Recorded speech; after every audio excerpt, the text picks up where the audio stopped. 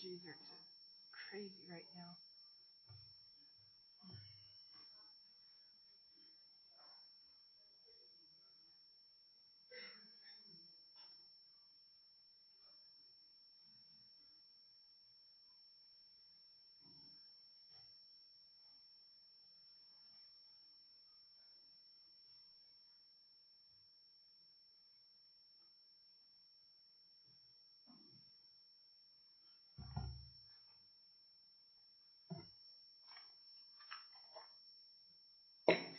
Good morning. I'll call to order the Arapahoe County Board of County Commissioners meeting, public meeting today, September 12th, 2017. And to my left is Ron Carl, County Attorney. To my right is Jolene Sanchez, Assistant Clerk to the Board. Ms. Sanchez, would you call the roll of the Board, please? Commissioner Jackson? Commissioner Holland is absent and excused. Commissioner Conti? Good morning. Commissioner Baker? Here. Commissioner Sharp? Here. Please join me in the pledge. I pledge allegiance to the flag of the United States of America and to the republic for which it stands, one nation, under God, indivisible, with liberty and justice for all. Mr. Carl, do we have any modifications to the agenda this morning? There are no modifications to the agenda. Okay, thank you. I just wanted to make one clarification. We did have the Capuchin Poor Claire's use by special review, and their application was withdrawn. So just to make that clear, if anybody came for that purpose. Now we'll open the citizen comment period. If there's anyone who would like to speak during citizen comment, please come forward. Welcome, Ms. Myers. Thank you. Lynn Myers with the Denver South Economic Development Partnership.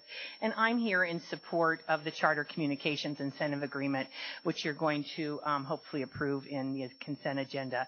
But on behalf of Charter Communications and on behalf of Ernst & Young, their tax consultants, I am here to compliment the county, to thank particularly all the commissioners and John Christofferson for the excellent support. You have set a model across Colorado and really across the country for being business friendly and supportive. And Charter in 2004, I think, had 38 employees in the state of Colorado. They announced 900 jobs last year and 1,200 jobs, which this incentive is for, at the Granite Place building at the I-25 Arapahoe light rail station. They will put 1,200 new employees in, hopefully in the next 2 years. So by the end of 2017, they hope to have 4,500 employees in Colorado, and their average annual wage is over $98,000. So on behalf of everyone associated with the company and associated with their consultants, we're here to say thank you. You've really become a showpiece for how to do it in an efficient, supportive, nice way. So on behalf of Denver South, we're delighted to work with you. Thanks. Thank you. And we're delighted to have them in Arapahoe County. Anyone else who would like to? Ms. Fay?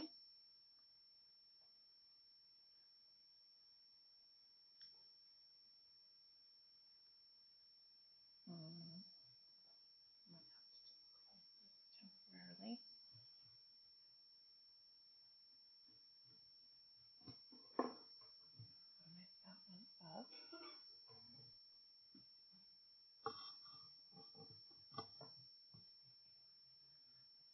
That one up.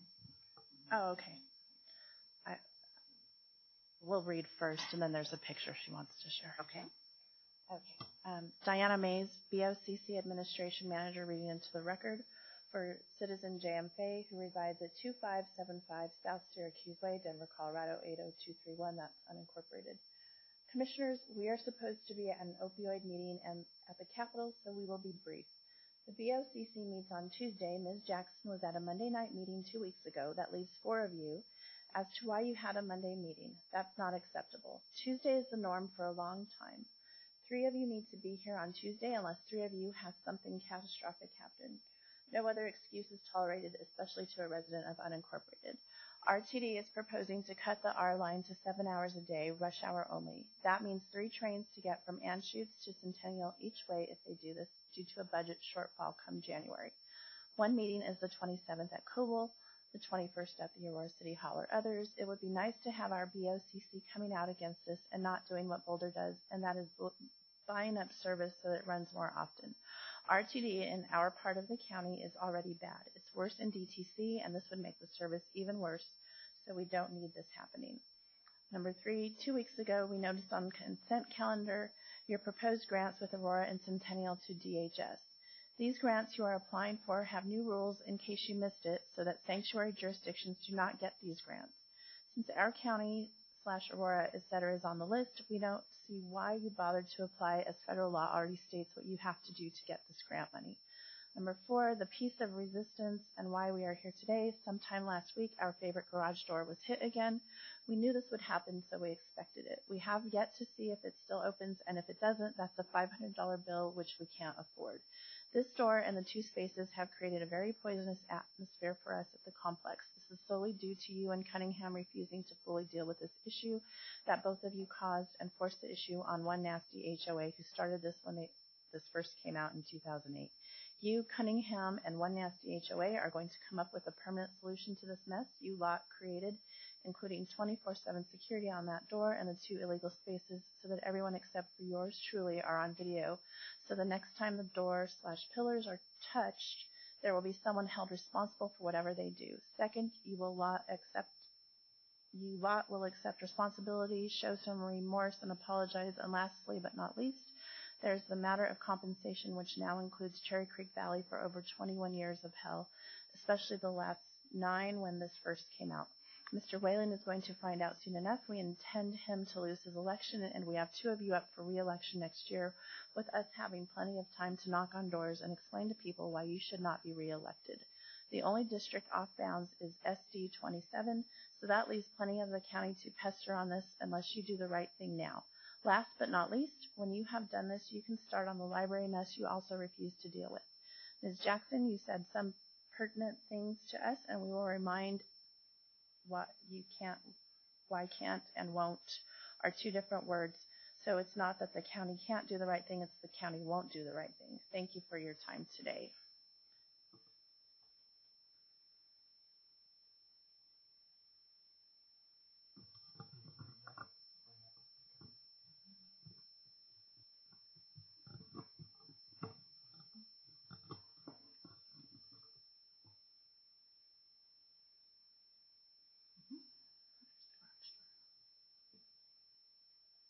She pointed out the dent on the garage door. Okay.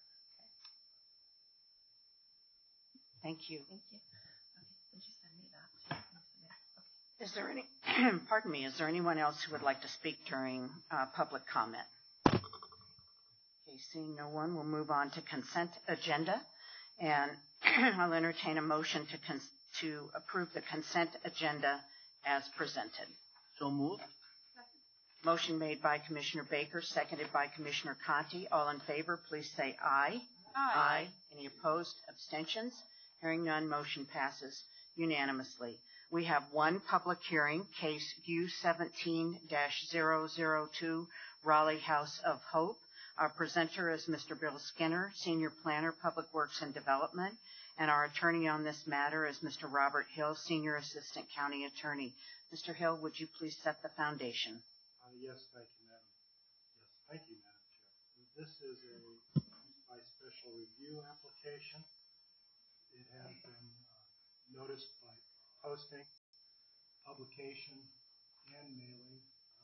Regarding the mailing notice, the form wasn't completed, failed to get the certification notarized, so I would ask that be completed for the record, but the board does have jurisdiction, in my opinion, to proceed on this matter. Okay. Thank you, Mr. Skinner. Okay. This morning we have a use by special review application for 325 South Olmsted Road.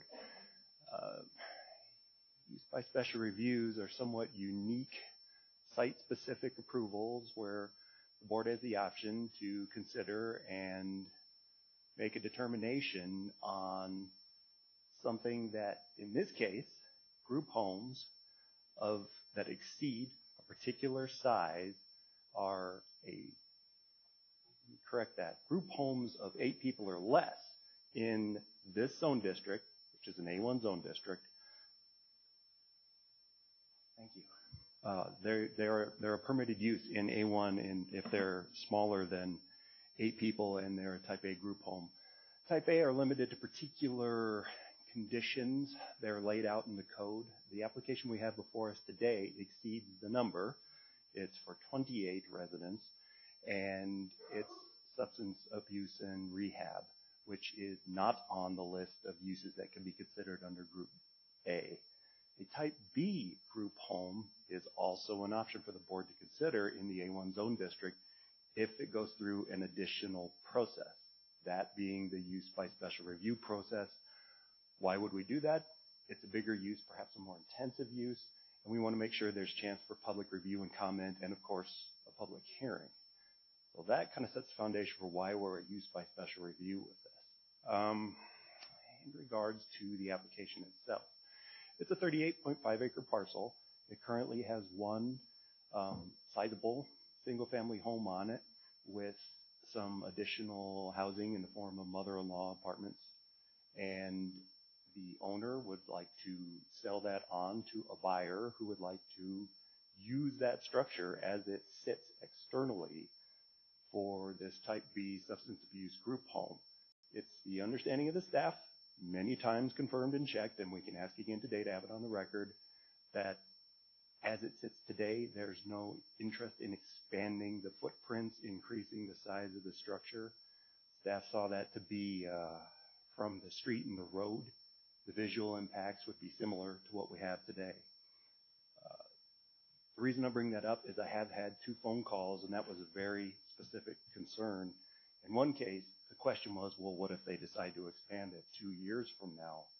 Does what the board does today just give them carte blanche down the road? The answer is no. The approval that we have in front of us today is it's going to advance that to the site plan.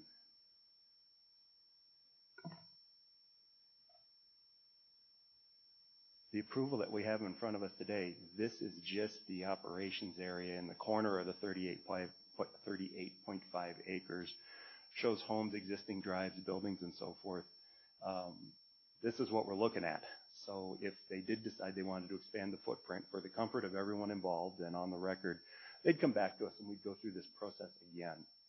Unless that expansion was less than 10% of the footprint in which the planning division manager may be able to prove that administratively. But we'll cross that bridge when we come to it. We have no indication this is there. We just wanted it on the record. And back to that.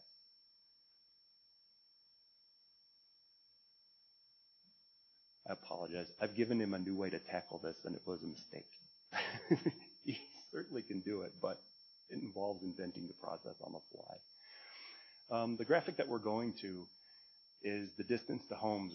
Staff had a request from the commissioner to lay out a graphic that shows the distance to the nearest residences.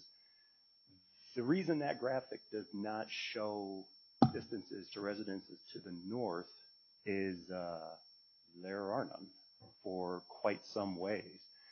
The distance to the southeast is the closest home at right about 1,200 feet. You have to go 3 and 4 times that far to get to a residence to the north. There are some off to the east. You see those smaller lots picking down the right side of that picture. There are homes on most, if not all of those lots, but again, they're in the neighborhood of 2,000 plus feet away. So we have everyone here today. We have the current property owner and seller.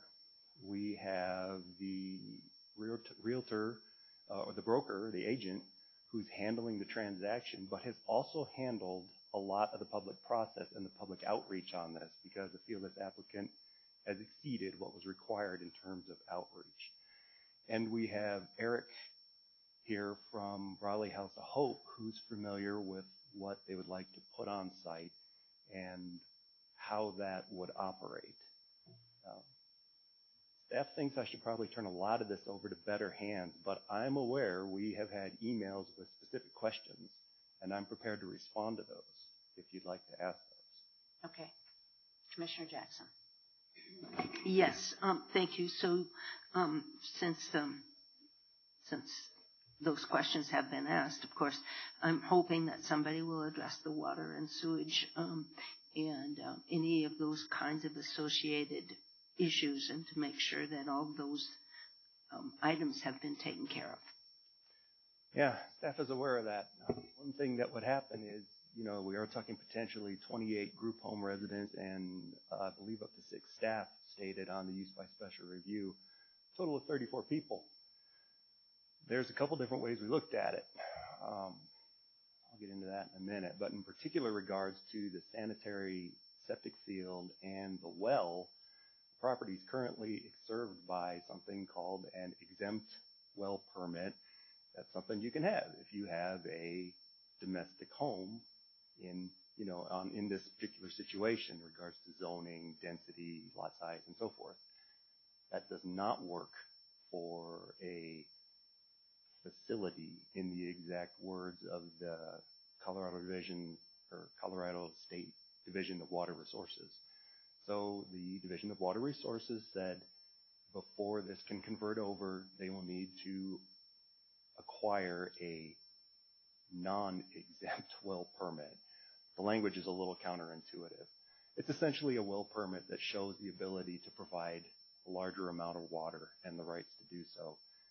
That is a condition in your approval. We know that there's some cost involved in that. It's not the simplest thing in the world to do. There's hoops to go through. The prospective buyer doesn't want to, and I understand this. I mean, I don't say this in a negative context. I mean, they're not interested in going through these additional hoops if the use isn't approved. So by way of finding middle ground, we've conditioned the use approval, and actually we've conditioned the issuance of a certificate of occupancy for this, because this home will have to be reconfigured. It'll be reconfigured according to building codes. Those will be reviewed by the county plans examination group, and the certificate of occupancy will have to be issued for this structure after it's reconfigured. That is a piece the county has complete jurisdiction over, so we've conditioned this approval on someone, new owner, old owner, doesn't matter us, acquiring this non-exempt well permit. And the Division of Water Resources giving us a letter saying they've seen it, they're fine with the well. Same situation with the sanitary sewer. It will need to be upgraded. Now, in this case, the potential new owner has Eric from Raleigh House of Hope. He is ahead of the game on that. He's working with Tri-County, and he's actually got a design and criteria that satisfies the septic review engineer at Tri-County Health Department. No work has been done on the site yet, but they're ahead of that. That all came to my attention, and I think the details are wrapping up on that after I put the condition in your staff report. But there's a similar condition in the staff report that will receive as staff some kind of documentation that Tri-County Health Department is comfortable with the new sanitary design, and they're willing to issue that permit as well before the county will let the certificate of occupancy out. Those were two of the big ones. Anything else? Commissioner Baker. Good morning, Mr. Skinner. Morning. I noticed that on the image that we have up here, and I've got on my screen, there's an oil pad site to the east of this home. Is that an active oil pad site or a capped? There are tank batteries on that site. They are, I believe, those are active wellheads. Okay. Now, it's been drilled in and it's functioning. It doesn't have a big, tall rig, 24-hour searchlights, and lots of coming and going. But yeah, it's an active extraction well, as I understand it. Thank you. And if any of these questions are more suited for someone else, just let me know. But I was looking at that same image, and it looks as if, even on this site that we're talking about, the parcel, the lot, that it, and I think I read in the report that majority of this land is used for farming. Is that correct? Yeah, actually, if you look at the photograph, the lot that has House of Hope on it, suppose I should have said proposed House of Hope. doing. But it has the residence at 325. The lighter color, it's a little hard to see, but that entire lighter portion of that lot is what's being farmed right now. Now, there are no specific criteria for how much of the lot will remain in agriculture in that use by special review. But as I became more and more aware of concerns leading up to the hearing, I've had a couple casual conversations with the applicant's team, and, you know, we do have the ability to modify these documents to cross the I's or cross the T's and dot the I's before we finalize it and give it to you for a signature. If we wanted to discuss some kind of a commitment for how much of the property might remain in a tenant farmer situation, I mean, that's open for discussion today. And is the farming being done, and it looks like there are other fields surrounding this property that are also probably A1? By and large, yes. And that's agricultural. A for A1 is agricultural. Is this dry land farming, or are they irrigated fields? Now that I don't know, and Okay. we'll ask, I suspect we should ask Cheryl or her husband, who are the property owner, to speak to that. Okay. And the reason I'm asking is the increased use of water that we're talking about. I'm just not sure how much of that would remove use of a certain amount of water for the agricultural of that property and the surrounding properties is just something I'm interested in. Nope, that's a good point. Staff, I don't know if it's dry land or not, but we'll get you that answer today. Okay. When I was thinking about that, I was kind of looked at it both ways. It is, because I saw the concerns about potential density. And even one comparison that 34 people on one site is similar to an apartment building. It's a relevant statement, but there's a lot of nuance that goes into that. I mean, put 34 people in an apartment building, even if we only assume 2 people per apartment, that's, what, 17 units? Each one of those has a bathroom, a kitchen, a tub, people operating on different schedules. I don't know if making a direct comparison to a 34-person facility and a 34-person apartment building is apt. I suspect the water use of the facility would be significantly lower. However, it is going to be a higher water use than what we have in the single-family residence. So you know, there's truth that cuts both ways on this. Commissioner Conti. Thank you, Madam Chair. Yeah, even if they're not individual units, you know, with showers, bathtubs, etc., even if it was a community, you still got the difference between a family and the number of residents, even if they're all cycling through one or if they're cycling through 15. So it would seem to me somewhat irrelevant if there were independent bathrooms or if there's even 1 or 2 community. They're still all cycling through. And same amount of water, I would think, is being used. My understanding is the efficiencies come particularly in terms of cooking, clean up, come in the kitchen, and then laundry, things like that. But no, your point is well taken. You wouldn't have fewer showers per person or anything like that. Commissioner Baker. There was a waiver requested of a full traffic study, I believe. Yeah, traffic, and we can speak to the county's engineer on that. In short, the demands seem to be not enough to warrant it, but there is a process to go through. Good morning, Sue. Good morning, Sue Liu with the Engineer Department. Even they do asking for the waiver, but we ask the applicant to providing a certain degree of information. I can give you some numbers so you can keep in mind. The daily trips for this project is probably around 130. The AM peak hour is about 15, and the PM peak hour is also about 15. Those numbers those numbers do meet county waiver requirement, which is 250 for the daily hour and the 25 for the peak hour. Yeah. Thank you. Any other questions? Mr. Skinner? Commissioner Jackson? I should know this, but I just sort of wanted to clarify.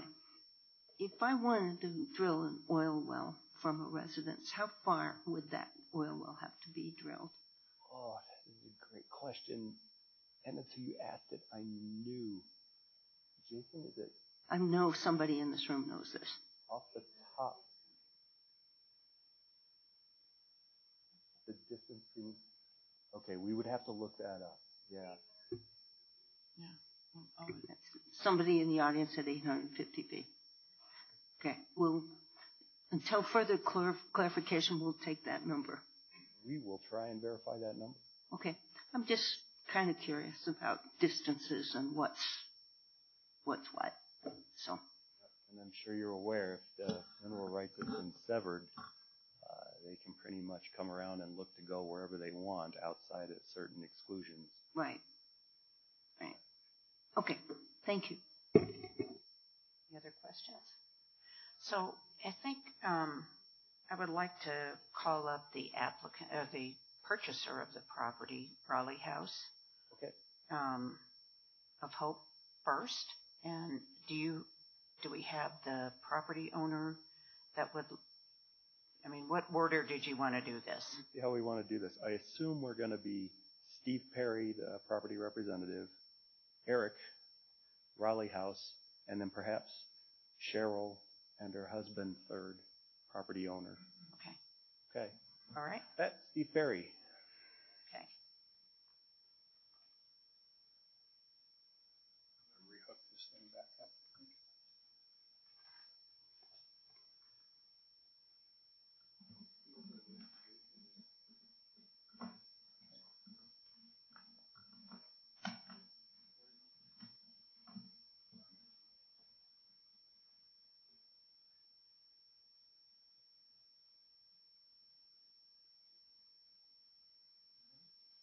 Sure, I think that works out fine. Good morning, board members and chairperson. My name is Steve Perry. I serve as the project management consultant on this project. I have a company that's called Real Estate Development Solutions. My business address is 8480 East Orchard Road in Greenwood Village. My primary background is in land development. I've been doing it for a long time, representing builders, developers, landowners. And on this occasion, I was asked to become involved in a use by special review, which is a little bit out of my normal area of work, but it's been a wonderful experience. I'd like to share that with you. In attendance today is Eric Lapp. He is the owner of the Raleigh House based in Arvada. Eric, would you stand? It's Eric. In the back row is Cheryl Schmidt. She's the current landowner. The Raleigh House was formed in 2008 with the intention of providing an opportunity for young and middle-aged adults to experience healthy, sober, and productive lives while contributing to their families and community in a meaningful way. Clients of the Raleigh House are dedicated to changing their lives and succeeding in their recovery in a safe and contained environment with the highest level of discretion, confidentiality, and privacy standards. The Raleigh House Raleigh House of Hope is licensed by the Office of Behavioral Health for the multiple levels of care and accredited by Joint Commission. Eric and the Raleigh House of Hope program is a member of the National Association of Addiction Treatment Providers. They are operating at the highest levels of licensure, accreditation, and professional membership affiliations. The Raleigh House of Hope only admits those individuals who are truly ready and need change. Eric performs background checks on his clinical and professional staff. They are highly trained, educated, credentialed, licensed, and include physicians, nurses, therapists, certified addiction counselors, and behavioral health technicians. And I've learned over the last few months of working with Eric and his team, plan to open the facility out in the Watkins area, a vision to place this in a more rural setting than an urban setting. And the reasons have to do with the type of treatment and what happens when people's lives are turned around in a rural environment versus an urban setting. It allows the psychological adjustments to occur at a different pace. I've experienced opportunities to get out into the rural settings, and it's a transformative experience. I first worked on the property with Ted and Cheryl Smith, the current property owner, about 10 years ago, when I represented one of the large landowners in the Watkins area, where in combination with a number of other landowners, some of you may recall, we attempted to form a large master plan community of Watkins, and it ultimately did not go through, but we had master planned it, and I was involved in that at that time.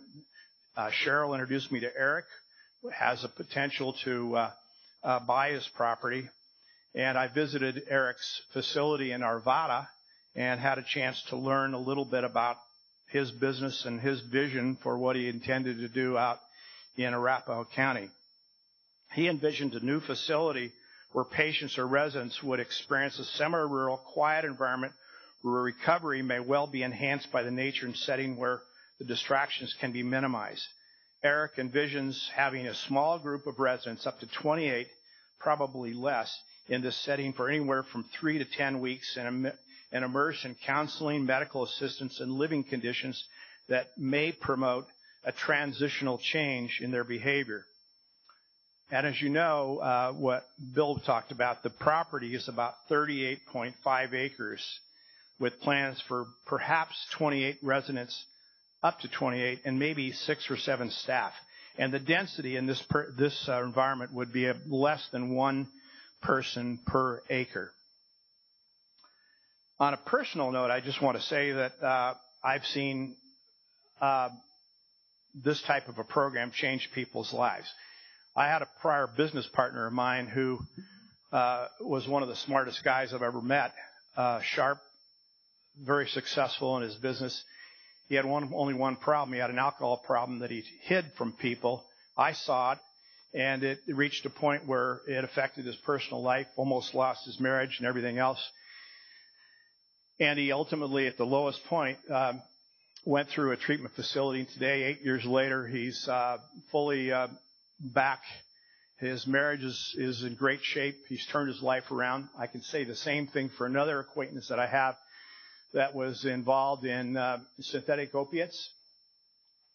Got involved in a program, not Eric's, and their life has now turned around. So my experience in reading and learning, and again, this is a learning process for me, this opiate, synthetic opiate issue and even alcoholism is such a huge issue growing even in Colorado.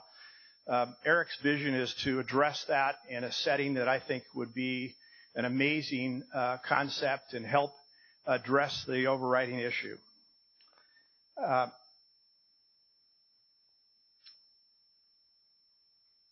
I should say that he started this facility probably about 8 to 9 years ago.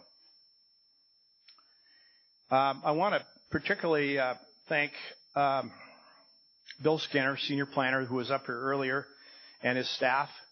They provided amazing help and direction to me and to our team.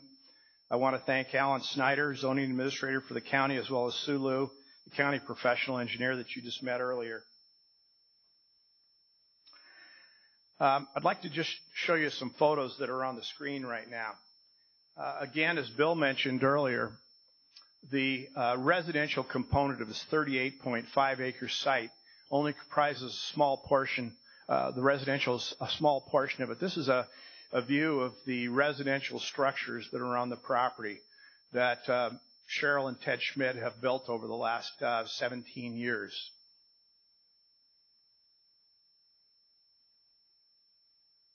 very high quality. I've been inside. It's beautiful. One of the nicest properties out in this region. Because there are so many buildings, it lends itself to interior modifications that would allow a treatment facility such as what Eric has in mind, and not to make any adjustments to expand the physical structure or to do, I don't think much of any modifications to the exterior at all. This is a view from the rear. Basically, that's taken out in the ground where the current leach fields are right now. Probably why the grass is a little green.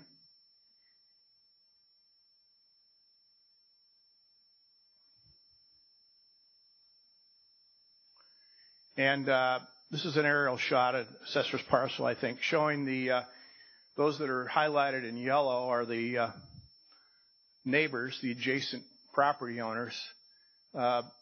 The site where you can see physically where the residential component is in the upper right-hand northeast portion of the property. And I think Bill earlier addressed the distances that are out there.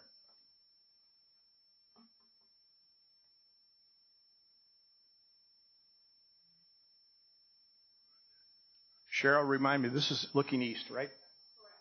That would be a view looking east. I just took these pictures yesterday just because Bill Skinner suggested that might be helpful to you to kind of get a visual impression of how far away they are. That's looking east. I believe that's looking north. Correct me, Cheryl, if I'm wrong. Looking north. That is looking south, I believe. And that's looking west.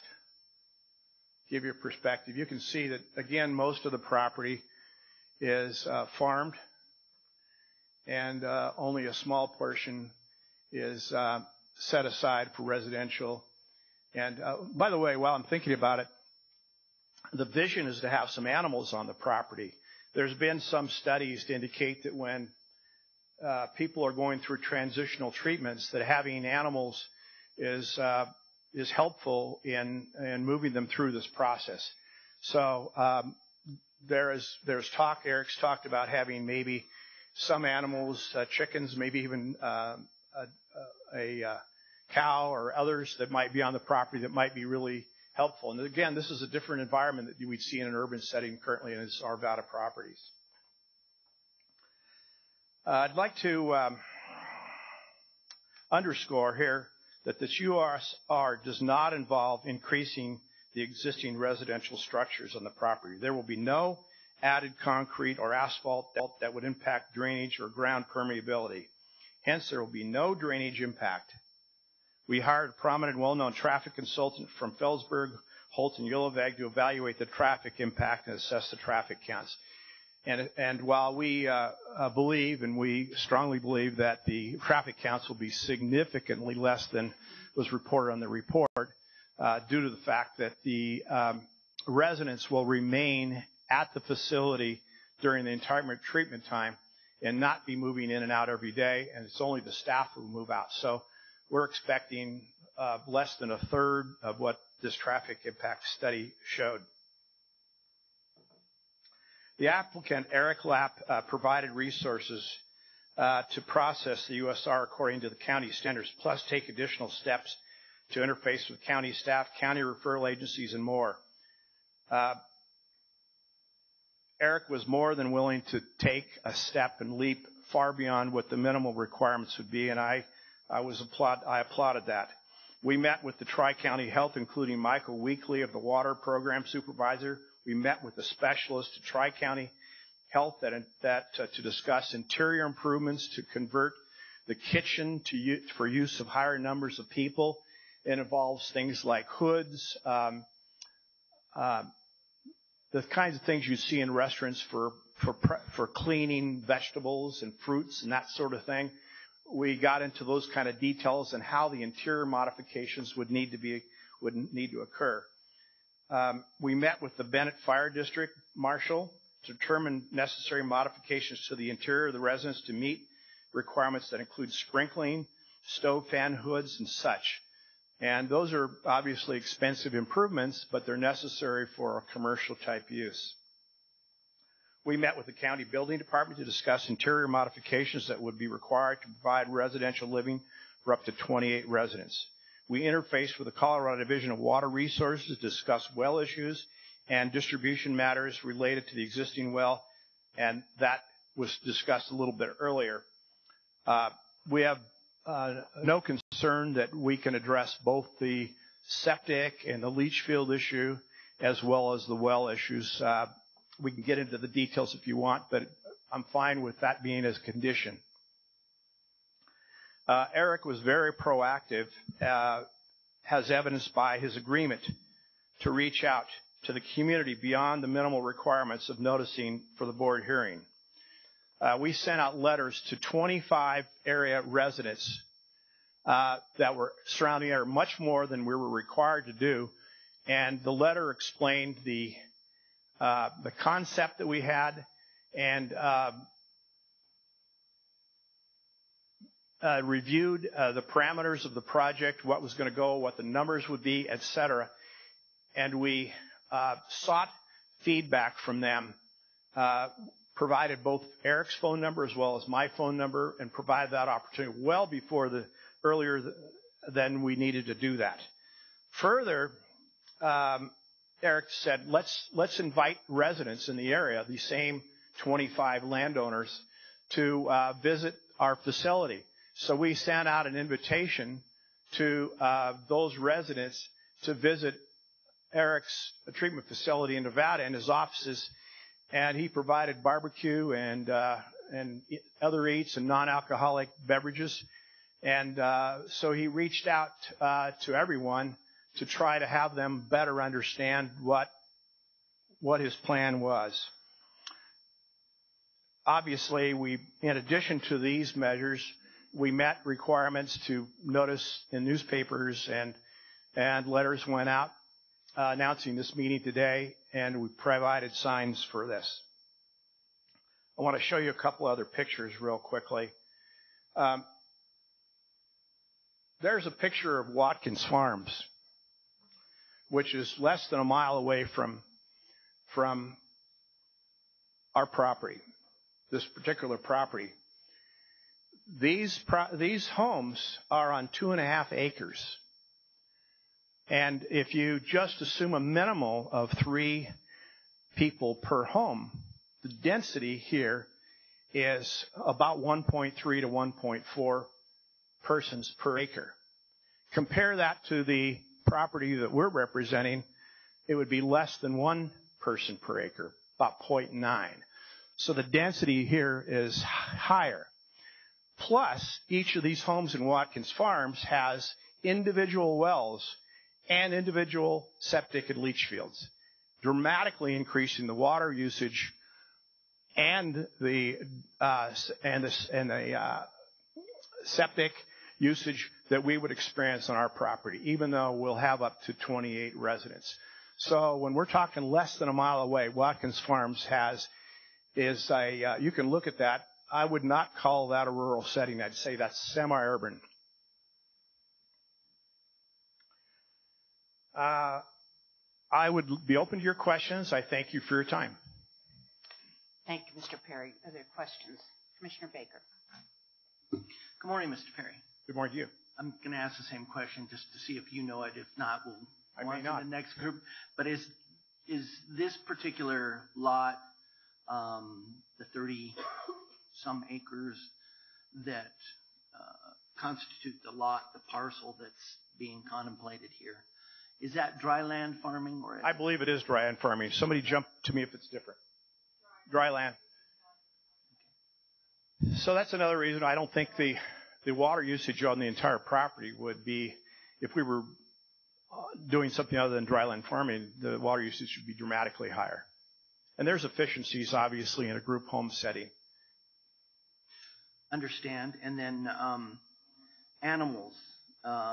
Do you have an idea? Can you give us the scope of animals that are being contemplated, or is that still being kind of looked at It's, and the reason I asked the number is because there's increased water usage for animals too, both drinking and camping. My guess would be, Mr. Baker, I think it would be very minimal. It's to create an environment where residents / patients would have a sense of the same thing we see in elderly people when dogs and that sort of thing are interfacing with their life as they're moving through some transitional issues.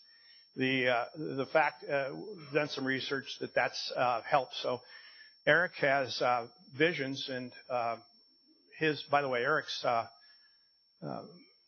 manager that will probably be operating this, Whitney, I can't remember her last name. She's in the audience here, and she could address some of the visions for the property in terms of some of the things she wants to do. She was extremely excited when we talked about some of the animals we might bring on there. I don't think there'll be many animals, Mr. Baker. Thank you. Commissioner Conti. Thank you, Madam Chair. You spoke of the traffic study, or the traffic official that you hired to do.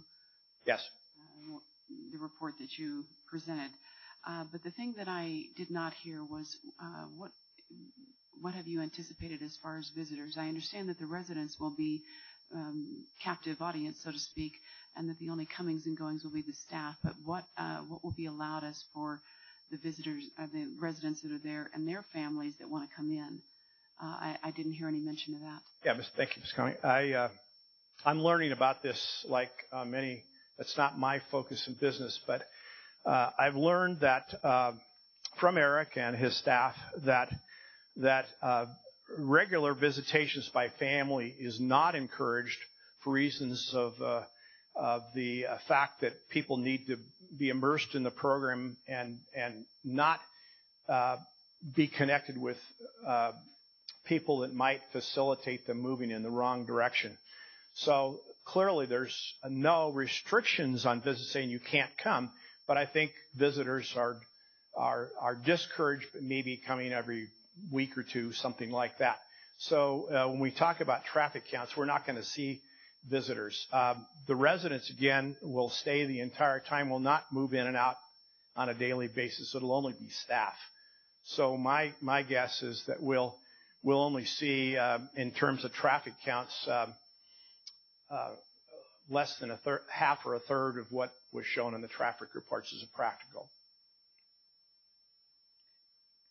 Further questions? Another question for the Rally House guy. Thank you very much. Would you like to have Mr.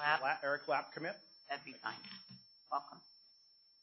Madam Chair, can I make a comment? Oh, yes, go ahead. I just wanted to, Commissioner Jackson had asked previously about the setback distance from a wellhead to a building structure, and Ron Carl looked that up while we were sitting here, and it's a 500-foot setback from the well to the building structure. Okay.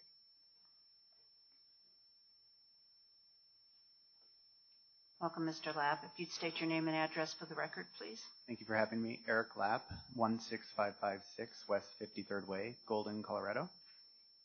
Okay. Welcome. Thank you. Thank you. I don't know if it's best to start with questions or if maybe I should talk a little bit about what we're doing. I think probably a little bit about what you're doing, and then we'll have some questions, I'm sure. Okay. Well, Bill and Steve did a really nice job and kind of stole a little bit of the thunder that I was going to share with you. But I had written just a letter because I think it would be important for me to share a little bit about what we're doing, and maybe I could enhance some of the questions that were asked. So thank you for taking the time to hear our request. This is an important project that will benefit people for years to come. I learned a long time ago that recovery from drugs and alcohol actually means recovering from the symptoms created from something much deeper. Healing starts when one examines with the intention of bringing peace and acceptance to light. The Raleigh House recovery process takes courage, drive, and willingness, but the outcomes are usually good and successful. Raleigh House serves people just like you and me and their family members. Our clients range from medical professionals and attorneys, teachers, entrepreneurs, and loved ones and friends and family. I started the Raleigh House 9 years ago with very limited capital and a lot of elbow grease. Over the years, we have served close to 1,000 people with successful outcomes. Raleigh House currently holds 3 licensures with 7 levels of care plus a mental health specialty designation. We're also accredited by the Joint Commission, which holds the Raleigh House to the highest standard of care. We currently operate in 5 locations with 45 full-time employees and numerous contractors. Our directors and clinical staff hold master's level credentials, PhDs, MDs, and psychiatry. I try to hire the best people that I can. The systems that we adhere to keeps the Raleigh House not only safe for our clients, but also our staff and, of course, our community. It has been our goal to constantly improve our quality of care. What we'd like to offer our clients by bringing Raleigh House to Olmsted Road is something we cannot do in our current locations. Our vision for this program is not only therapeutic by nature, but also a location that our clients can access a deeper sense of spiritual self with the land and open sky. Horses and other livestock will be a part of our treatment program, something we cannot do in the city. We're thinking 1 to 2 horses, possibly maybe a cow and a couple of chickens, so not too excessive, hopefully. Our current proposal for the multiple buildings will have adequate room for our participants and the people necessary to serve them. At max, we could have 35 people on site spread out over 15,000 square feet of space on 38.5 acres. From my experience, this seems very reasonable. I am driven by this mission and purpose, what this place means to the people who work here, our clients, and their families. I recognize the perceived impact to the community. We'll continue to keep the neighborhood just as safe as it is now. If we are given the opportunity to operate in Watkins, we of course would maintain our current set of standards of internal safety, but also set a standard of how programs like this should exist in the community. This will be a safe place for people to heal and grow, and will continue to be a safe place to live.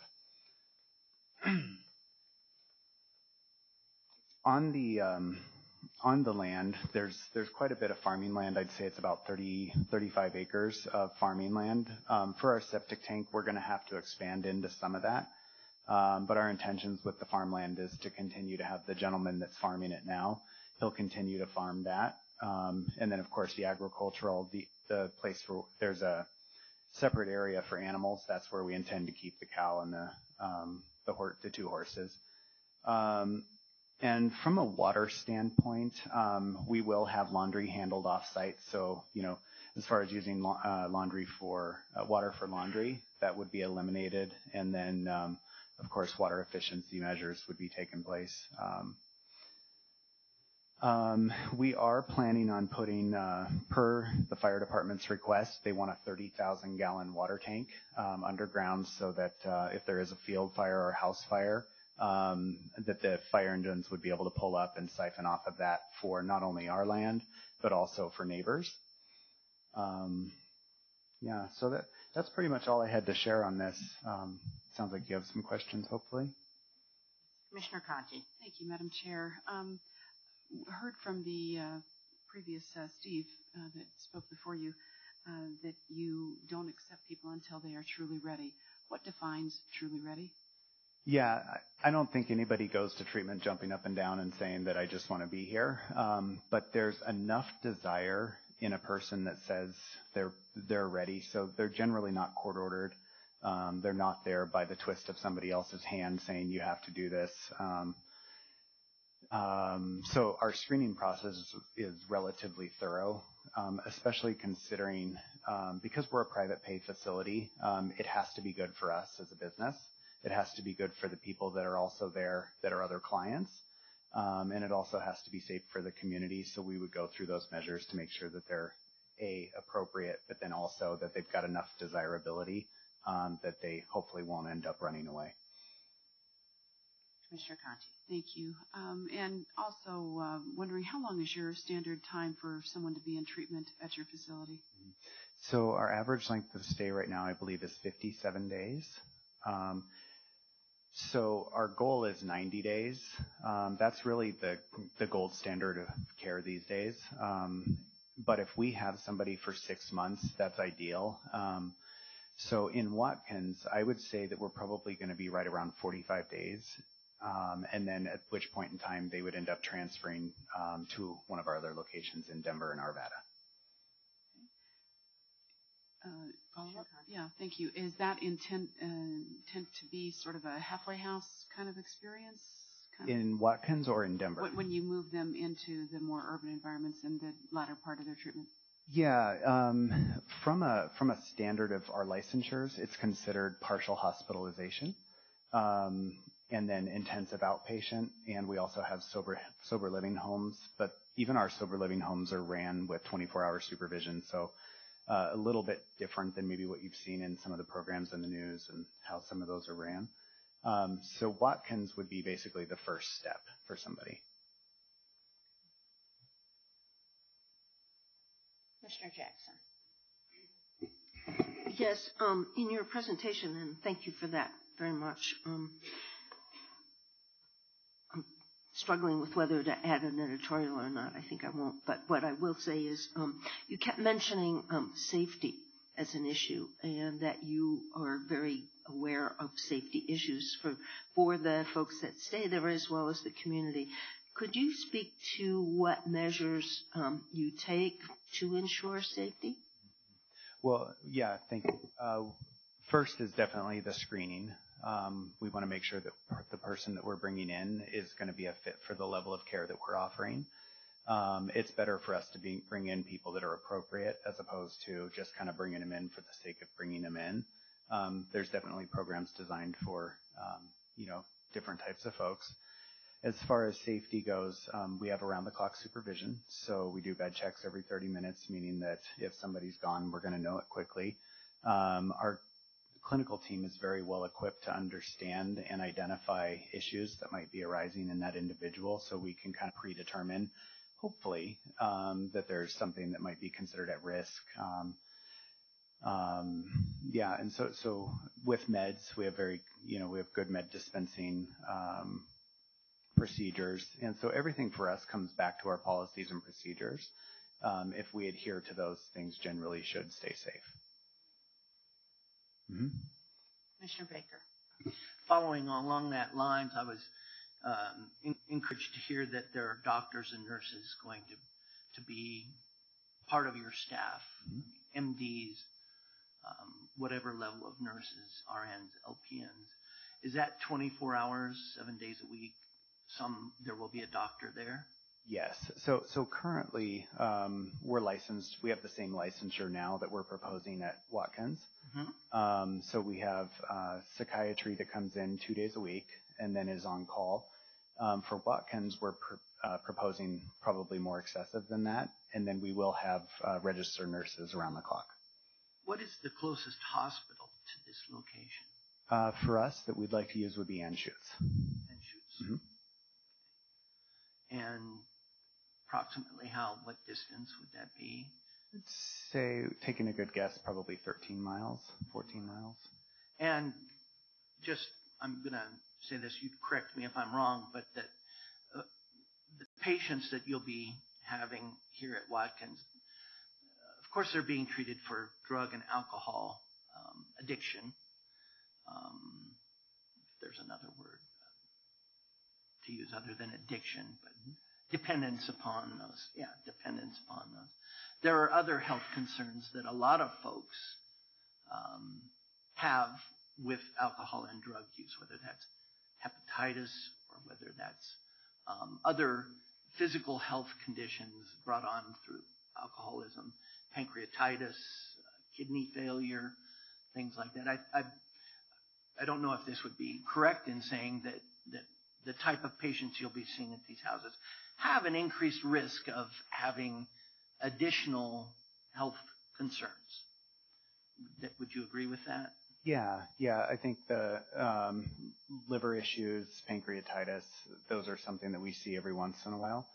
And with folks that might have additional health issues or concerns, that's something that we look at really closely in the beginning through our screening process. And there is a certain level of health issues that we can handle, and then there's those folks that we end up having to send to the emergency room or to the hospital, and then they might be treated there.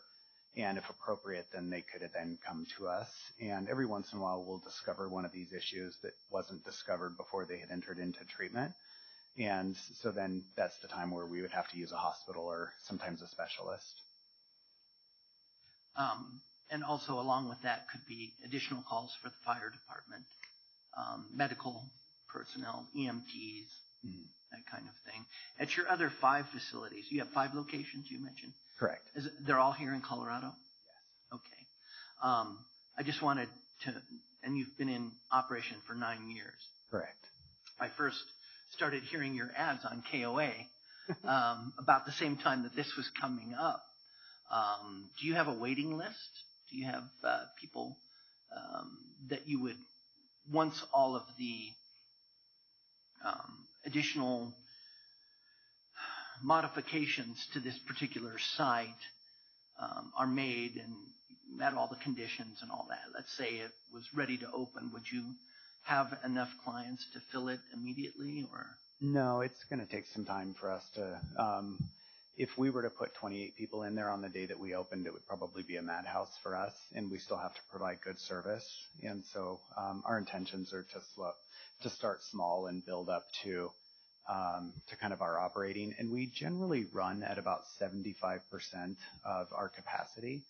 So we're probably going to end up running 22 to maybe 22 would be like average. And when we hit 25, that's probably going to feel like our max.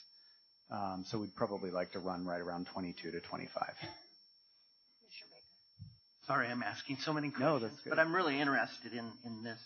Has this been done before in the rural setting where there are animals, and maybe not by Raleigh House, but by other providers, and how effective is it? So at the risk of maybe sharing a little bit too much about myself, I had been through quite a few facilities and through what we would consider like our typical facilities for Colorado. And most of those ended up in failure for me, if not sometimes coming out maybe a little bit worse. And that's not to put down any of the facilities that I had been to. But it was a facility that was relatively not very well organized, without a lot of the systems, without a lot of the evidence-based practices that we use. And what they did have was open land. They had some animals, and I had space to go out there and heal. And that was the most effective thing that I had found. And, it's worked ever since. And so I think that's part of the passion that I have for wanting to be in a rural setting, as opposed to the city. And even in the city, being that some of our neighbors are 20, 30 feet away, and we have great relations with them.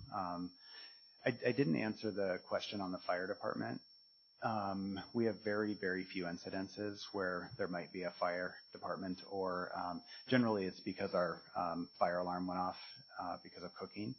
This location will have that problem solved because of the overhead hoods and everything, but we have very few incidences, and partially that's because of our screening process, that if somebody is sick enough, then we're going to take them to the hospital before they can ever admit. There is a lot of research on rural programs that support the use of animals. Obviously, lands are healing just being out in open space, and so that's why we think it's good for us. I hope that answered your question there. Do you have another? I have one more. I think one more, maybe more later on, but you mentioned that you're a private pay facility. Yeah. So you're not a 501c3? Correct. So property taxes would be paid on this property if you were to acquire it. Correct. Property tax, state tax, federal tax. We're subject to all of that. Thank you. Thank you, Madam Chair. Just wondering, since you did comment about not only get my psychs right, psychologists, but psychiatrists. Do you practice, for those that are rehabbing from like heroin addictions, do you practice methadone as a treatment program? So our philosophy, we don't use methadone. We do use Suboxone for a taper. So a taper would be for the detox period. And then our first line of is always going to be abstinence if possible. But if there's a mental disorder, a mood disorder, or if the psychiatrist says this person is at risk for overdose or relapse, then we consider using that. So we the way that I see it, we're the East meets West. We believe in nutrition and a holistic approach, but then we also recognize that sometimes people really do need medications, and so then we would utilize that.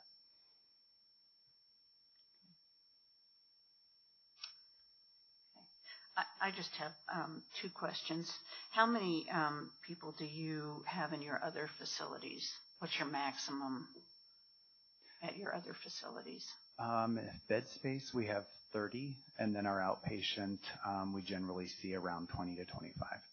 And are these in, excuse me, are these in more residential areas, or are they in more commercial? So our office is in a commercial space, roughly about 10 to 12,000 square feet. Our residential treatment program is in a neighborhood, and that requires us to do services on site, but we're also allowed to do services off the site. So the neighbors in that home are 20 feet to the left and right, and then our other locations are also residential neighborhoods. And the average is around 30 people in residential in each one of those facilities? 8. 8? Yeah. Okay. 8 Sorry. to 9 in each one. Okay. And when you talked about safety, have there been any safety issues in your other facilities that have been a concern over the 9 years that you've had? No, it's been a really, really good. We've had a really good experience without. We had one client that ran away from treatment, and she basically just ran away, borrowed a neighbor's phone, and it was that's the biggest incident we had, and we considered that a pretty big deal and treated it as a big deal. Okay. Mm-hmm. Thank you, Commissioner Jackson. Yes, thank you. So you have experience being in neighborhoods, and I'm wondering what kinds of issues when you said you were going to bring in a facility into their neighborhood,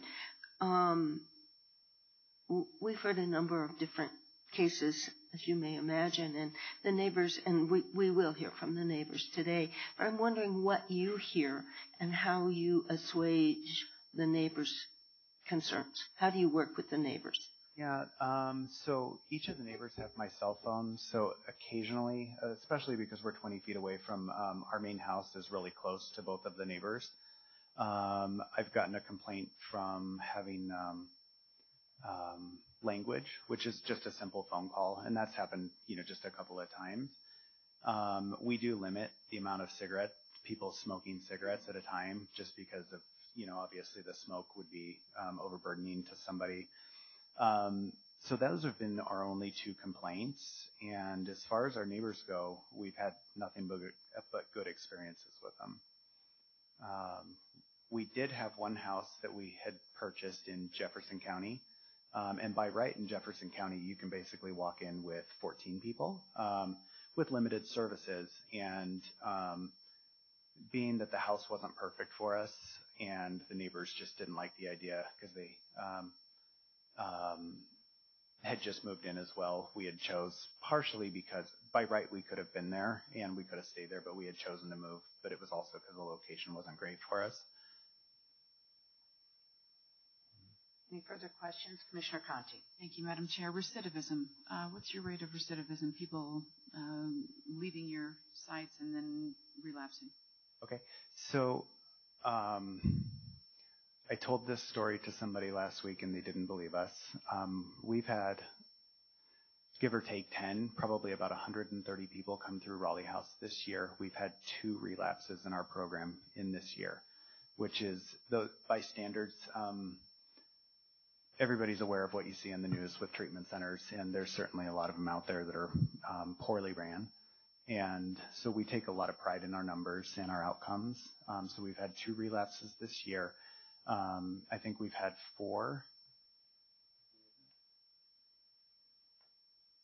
2 readmits this year. Our outpatient program, which won't apply in Watkins, but just to give you an idea of the work, out of 20 people, we had 4 relapses in an outpatient program where they're only seeing us 9 hours a week. We had 4 relapses in that program. As far as relapses after they leave, we intend in 2018 to begin our outcome studies, so we would have those numbers. But that hopefully gives you an idea of how structured and regimented the program is. Commissioner Conti. Thank you, Madam Chair. And are there any, these relapses, has there been any consistencies in them as far as whether they were there for alcohol or specific types of drugs? One was a young man who was in our lowest level of care, so that means he was allowed to come and go during the day. He was sleeping with us, doing some services in our office, and he had drank a beer, so alcohol. And then our other one was a young woman, I think around 19 or 20, and her parents took her home. They had left narcotics sitting out in their prescription cabinet, and she had ended up stealing some of them. The mom knew, brought her back, didn't tell us. And so I think it was behavior that led us to understand what had happened. So basically one OxyContin and one alcohol incident. Any further questions for Mr. Lapp? Okay. You're welcome. Thank you very much. Appreciate it. Okay. And I think Ms. Schmidt will.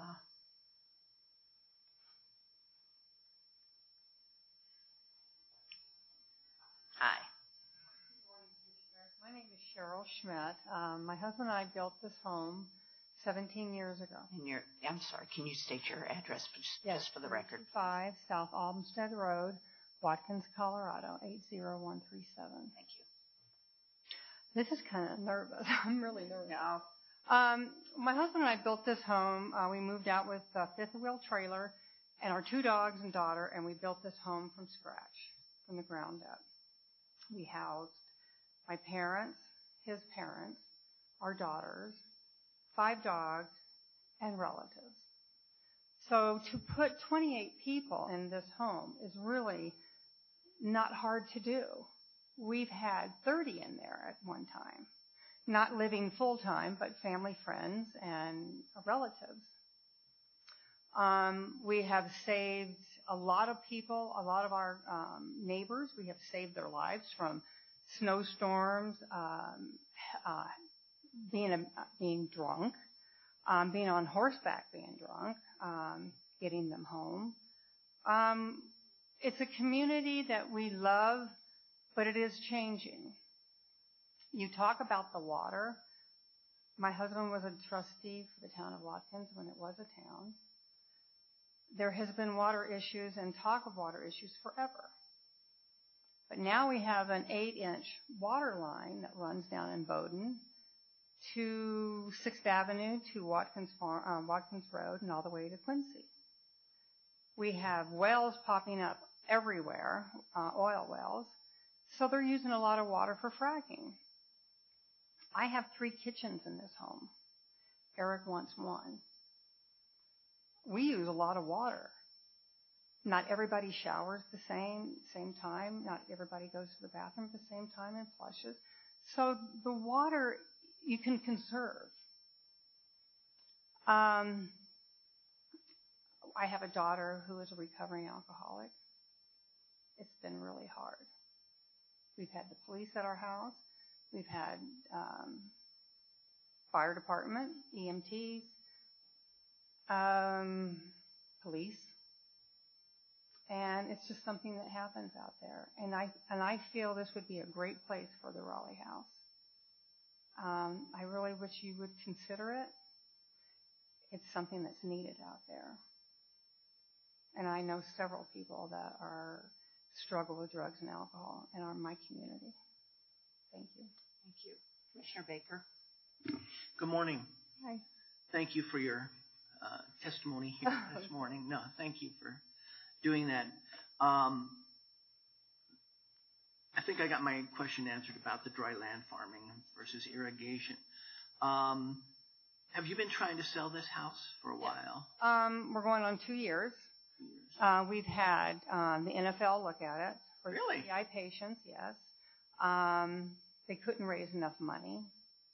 We've had Calico Teens from Missouri look at the house, which is a group home for, I'm not going to say juvenile delinquents, I'm just going to say problem children. We've had multi-generational families look at this home because there is several homes. There's actually 3 on this property. And you can enclose the breezeway for another room. Who else has been out there? And then families large families. But we chose Raleigh House because of what our daughter has been through. Have you had any interest from other single-family Yes. type folks? But it sounds like you really did consider this as a group home of some type or another. Well, not at the beginning. Not Okay. at the beginning. The more we advertised it, the more group homes reached out to us because of the size and the lot and the rural area. Okay. Thank you. Questions? Commissioner? No. Did you ever have a serious offer from a single family?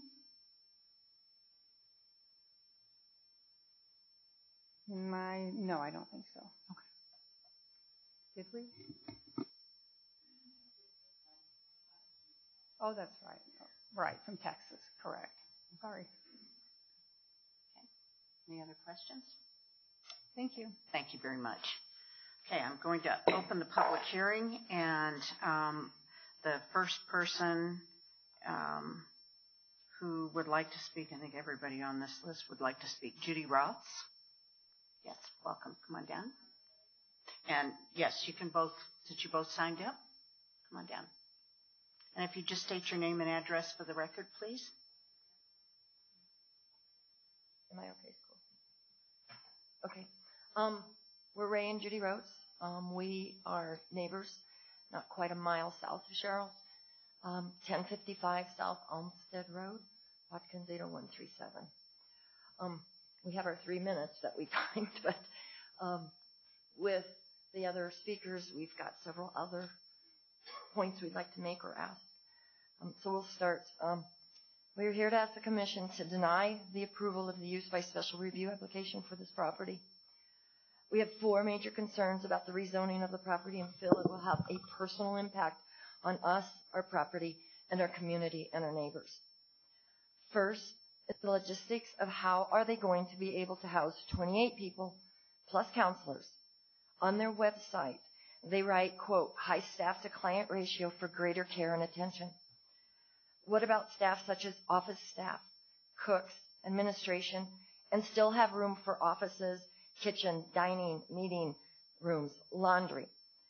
The notice that was published in the I-70 Scout says the group home will utilize existing structures and proposes no external modifications to the structures. This seems like a ruse to us to get their foot into the door, and once they are in, they will be able to ask for permits later on for more buildings and structures. We would like to ask Mr. Lapp what else they would foresee doing with these 40 acres. We'd also like to know what are the plans for the outbuildings. There are 2, the first being a garage and a workshop, and the second being a barn. Second, in reading about the Raleigh House, we would like to ask how they think their business model fits with this property and location that they are trying to get special zoning for. Again, on their website, they state the center, quote, includes and encourages involvement in the outside world during their stay, providing opportunities for clients to be actively involved in recreational activities. And right now they use Phoenix Multisport, which is another drug addiction treatment center in downtown Denver, which offers yoga, rock climbing, CrossFit, boxing, open gym. They say our clients gain access to the Wheat Ridge Recreation Center and so on. There is no community out in Watkins for their clients to, quote, get involved in. There is no recreation center or any other facilities within 15 miles of this property to fulfill these parts of their rehab treatment. Also, to contradict what the gentleman, Steve, that they prefer not to have families involved so the traffic won't be coming. On their website, it says, quote, we prefer family involvement throughout your recovery process so they can gain healing for themselves. To help, we can pick up clients or their families anytime at the airport. We also help coordinate travel plans to our substance abuse treatment centers. So that's contradictory to what he said he wants to do now. Third, what contribution will Raleigh House and its clients make? We see no real contributions to the community, to Arapahoe County, or to Watkins. While Raleigh House does not state its success rate, it can be assumed that not everyone benefits from their program. Even if they have a 90% success rate, and that's a high percentage, we gave them benefit of the doubt, they would be releasing addicts out the front door and back in the community, leaving the surrounding neighbors vulnerable.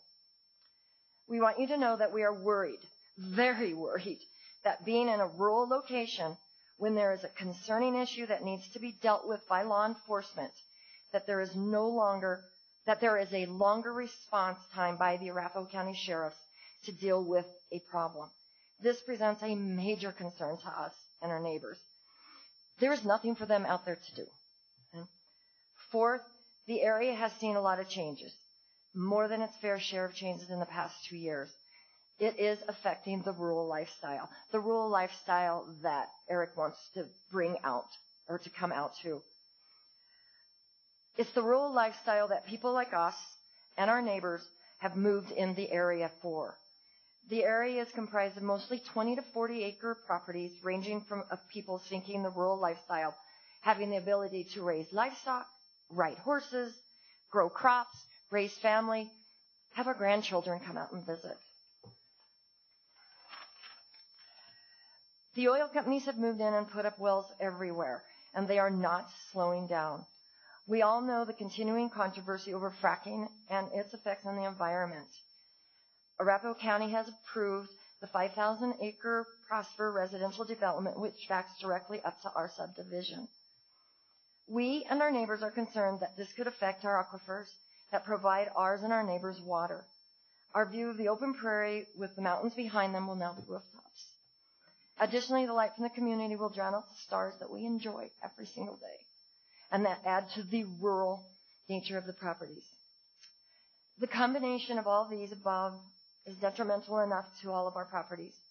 We feel the stigmatization of the type of business proposed would be further negatively impact our property values and the quality of life that we moved out there for.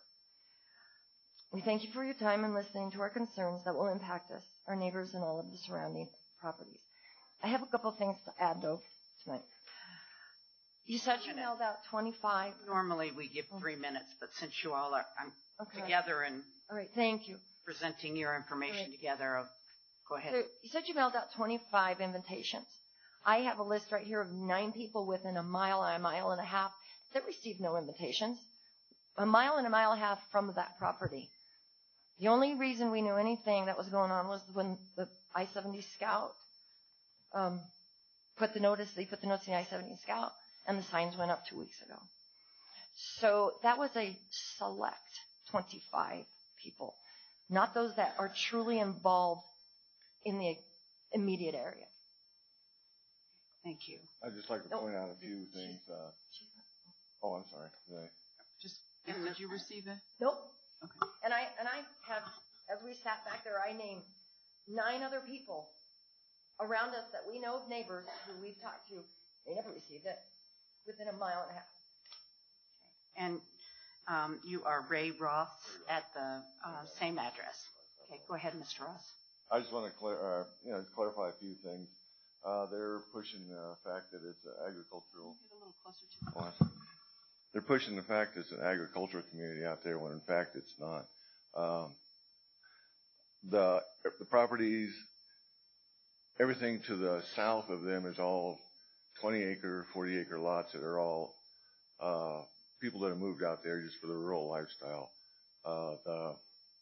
The quiet, the solitude, and they don't raise. They raise maybe hay to feed a couple of cows, and there's a couple of dog setting places out there. So it's not really a agricultural community. And what agriculture is out there is going to be destroyed by the Prosper that's moving in.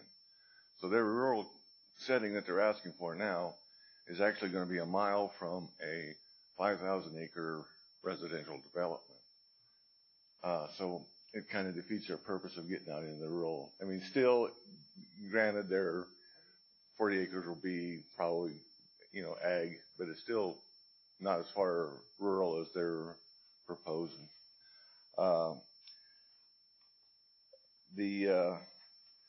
As far as the response time, we say, they're 90% and people will get out in the public. I'm a recovering alcoholic. I've been through this. I know the mentality of the whole thing with the recovery of alcoholics as well as drugs and that kind of stuff. And you put an enabler with somebody who wouldn't go through it, hasn't finished the treatment program out in that neighborhood, then you're asking for a lot of trouble out there. And then again, like she said, the Arapahoe County Sheriff's Office does not have a great response time out there. It's just the nature of it. And as far as the oil wells, they do have, they show their oil wells on their map is that one right across the street, but there is across the street from them another one. They just put up another 6 tanks there. Down another maybe half mile, there's another set of 4 tanks. You go down a mile the other way, and there's, actually a mile down and half mile over, and there's, there's an oil field or tanks right there that, it's just a huge development that they're doing there. So it is a lot of oil in there. And then along with Prosper, one last thing. Rossburg just sank 2 water wells out there that they plan on providing all the water to Prosper, or probably 2/3 of the water out to Prosper area out there through the aquifers that we have our wells sunk into. So I think it's just kind of an additional burden to put this type of a business on, on that corner to leads into all of our properties. Thank you very much. Thank you. Madam Chair? You have a clarification? Yes, Commissioner Conley. Yes, ma'am. I'm just curious, and I want to confirm, are you bringing up these oil wells and so forth because your fear of tampering or? It's just that I just want to bring it up to the fact that our rural community is deteriorating to the point where it's not rural anymore, and something more like this is just adding to the burden of what we're taking right now, and it's just destroying us. Thank you very much. Okay, the next person, and I'm sorry I can't read the first name, Duran? Is that what? Okay. And, but I will say is for this proposal. Lynn Drake.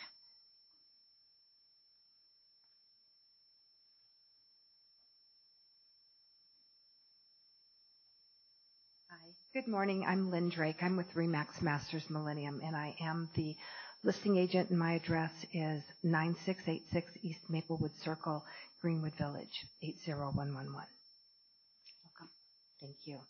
I wanted to just let you know that I wish we'd had some interior photos of the home that you could have seen, because when I first walked into this home, I thought this was ideal for a retreat. It is so, the serenity of this home is gorgeous.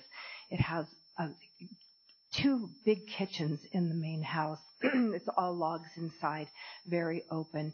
And I just knew that this needed to be something for other people, more people to enjoy, because it is so lovely. And I think it's a great facility for this type of a use.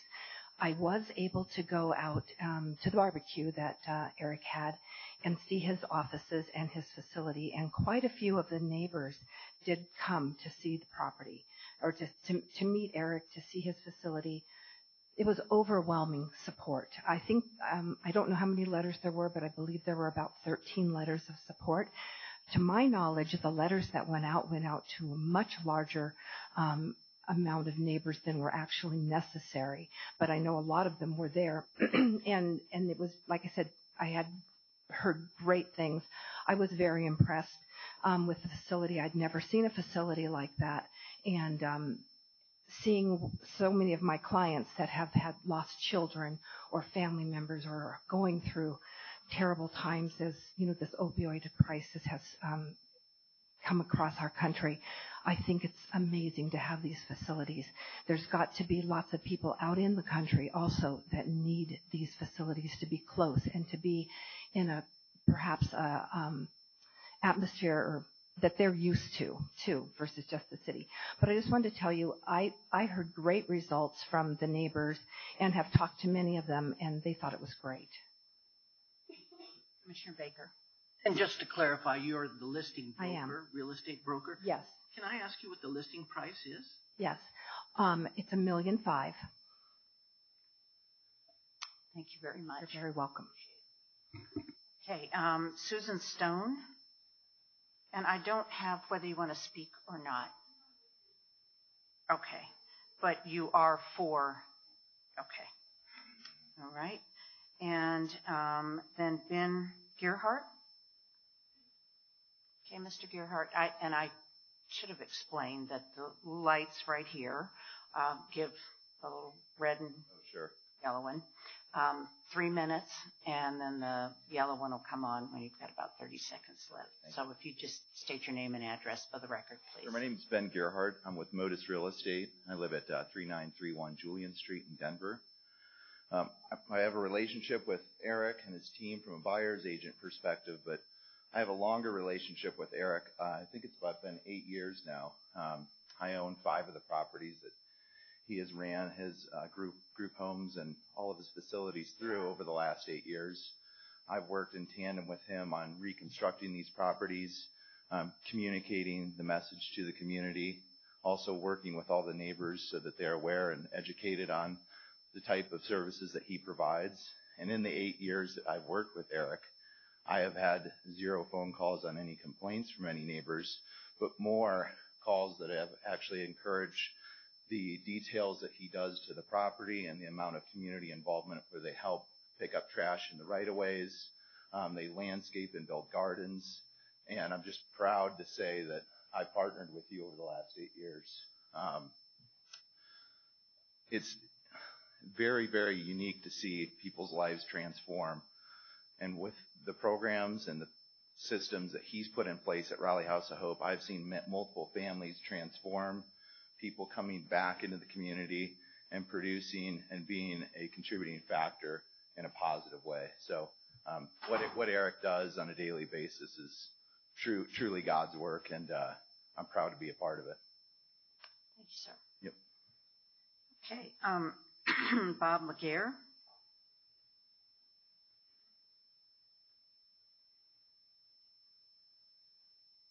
Hi, welcome. Thank you. Thank you very much for the opportunity to speak on this matter. And I would like to start by saying that I represent the owner directly to the east of this property. So that was the 38-acre parcel that you saw the oil well on. Would you state the address? It's roughly 310 South Olmsted Road. Okay. It doesn't have an address per se, but it's the corner of Olmsted and Alameda, which the opposite corner from the subject property. And it's owned in a family partnership. The title is in Roar 40 East LLP. And we've owned the property since 1984, so about 33 years. And in just to answer your question earlier, Commissioner Baker, it is an active well, and it's ConocoPhillips Zukowski well. So I would like to first start by saying that I received this notice in May from Steve Perry, the representative for Raleigh House, and I do want to commend them on actually reaching out at least to our ownership early in the process. And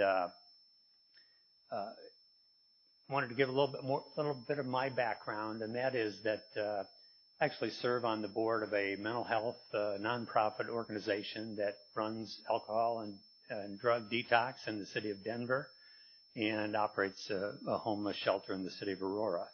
I've also done dozens and dozens of hours of police ride-alongs in my years in Aurora.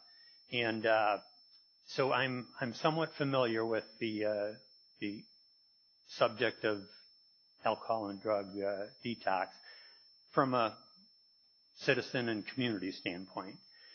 And so I'd like to just talk briefly about some of the things I learned in my discussions with Eric Lapp. Steve Perry arranged a conversation that I had in May with Eric Lapp, and I was very impressed by the business model that he has. And in fact, what I heard there is that it is a private for-profit corporation, as you heard earlier, and they very carefully screen their clients that they bring into their program. My understanding from talking with Mr. Lapp is that it's about 50% cash pay and 50% insurance, but all private. And from my notes here, the range of fees that these clients pay is between $25,000 and $75,000 for their treatment.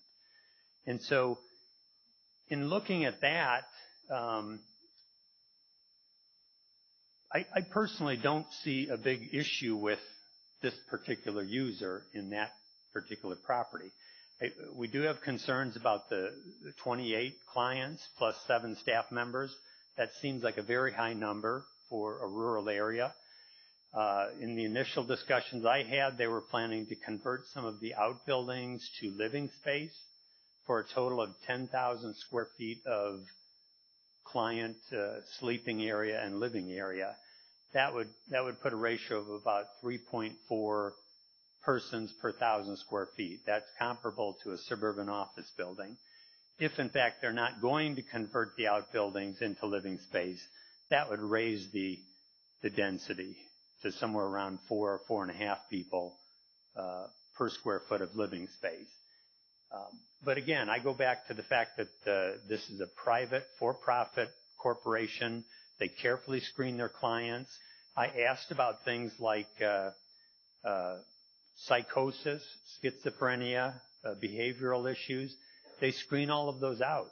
If they see a problem in one of the potential clients, they refer it to another agency, and they don't take, what would be known in the, I guess, police circles and mental health circles as, repeat frequent flyers. Sometimes they're referred to in, But I guess my point is, if this remains private pay, then I think that this applicant could do a very good job of keeping the property very peacefully and professionally operated. But my concern is that if you approve this and then they end up selling the property to another owner, another operator, or the potential that it become a not-for-profit group home for alcohol and drug rehab, it becomes a completely different use. And the bottom line is that when you have police officers and sheriff deputies picking up people on the street, they don't screen them.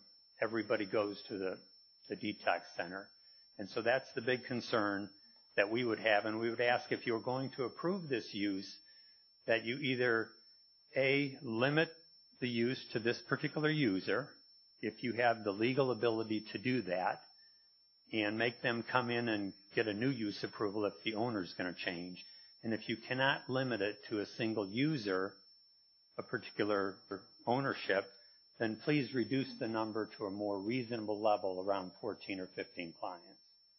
So I'd be happy to answer any questions. If anyone has any. Thank you. Appreciate it. Oh, Commissioner Conti. And thank you, Mr. Laguerre, for being here. And I apologize that I was out of the room when possibly you said this. You're here on behalf of yourself or on behalf of the City of Aurora? On behalf of a family partnership that I formed in 1984, and it has several of my brothers and sisters own it. We've owned it since '84. And do you have an interest in that geographical immediate area? It's the 38-acre parcel immediately across the street to the east. Okay. The one with the oil well on it. Okay, thank you. Whitney Happen? Okay. For the application. Okay. Is there anyone else who'd like to speak on this topic before I close the public hearing? Yes, sir. If you just state your name and address for the record, please. Robert Lees, 5290 DTC Parkway, Greenwood Village, 80111. I'm the attorney for Raleigh House of Hope, and I had signed in, as I sometimes do at these meetings, and then I see. And then took my name off while the clerk did. Several things of import, and I do appreciate the fairness that has been expressed by the presentation today. So thank you for that. One of the primary functions that the county has, Madam Chairman and commissioners, is the fact that of the duty to the public health, safety, welfare. One of the primary concerns you have is to see that taken care of. And here is a facility that, for my years of working with it, we haven't had a single regulatory violation. There have been no serious complaints or issues.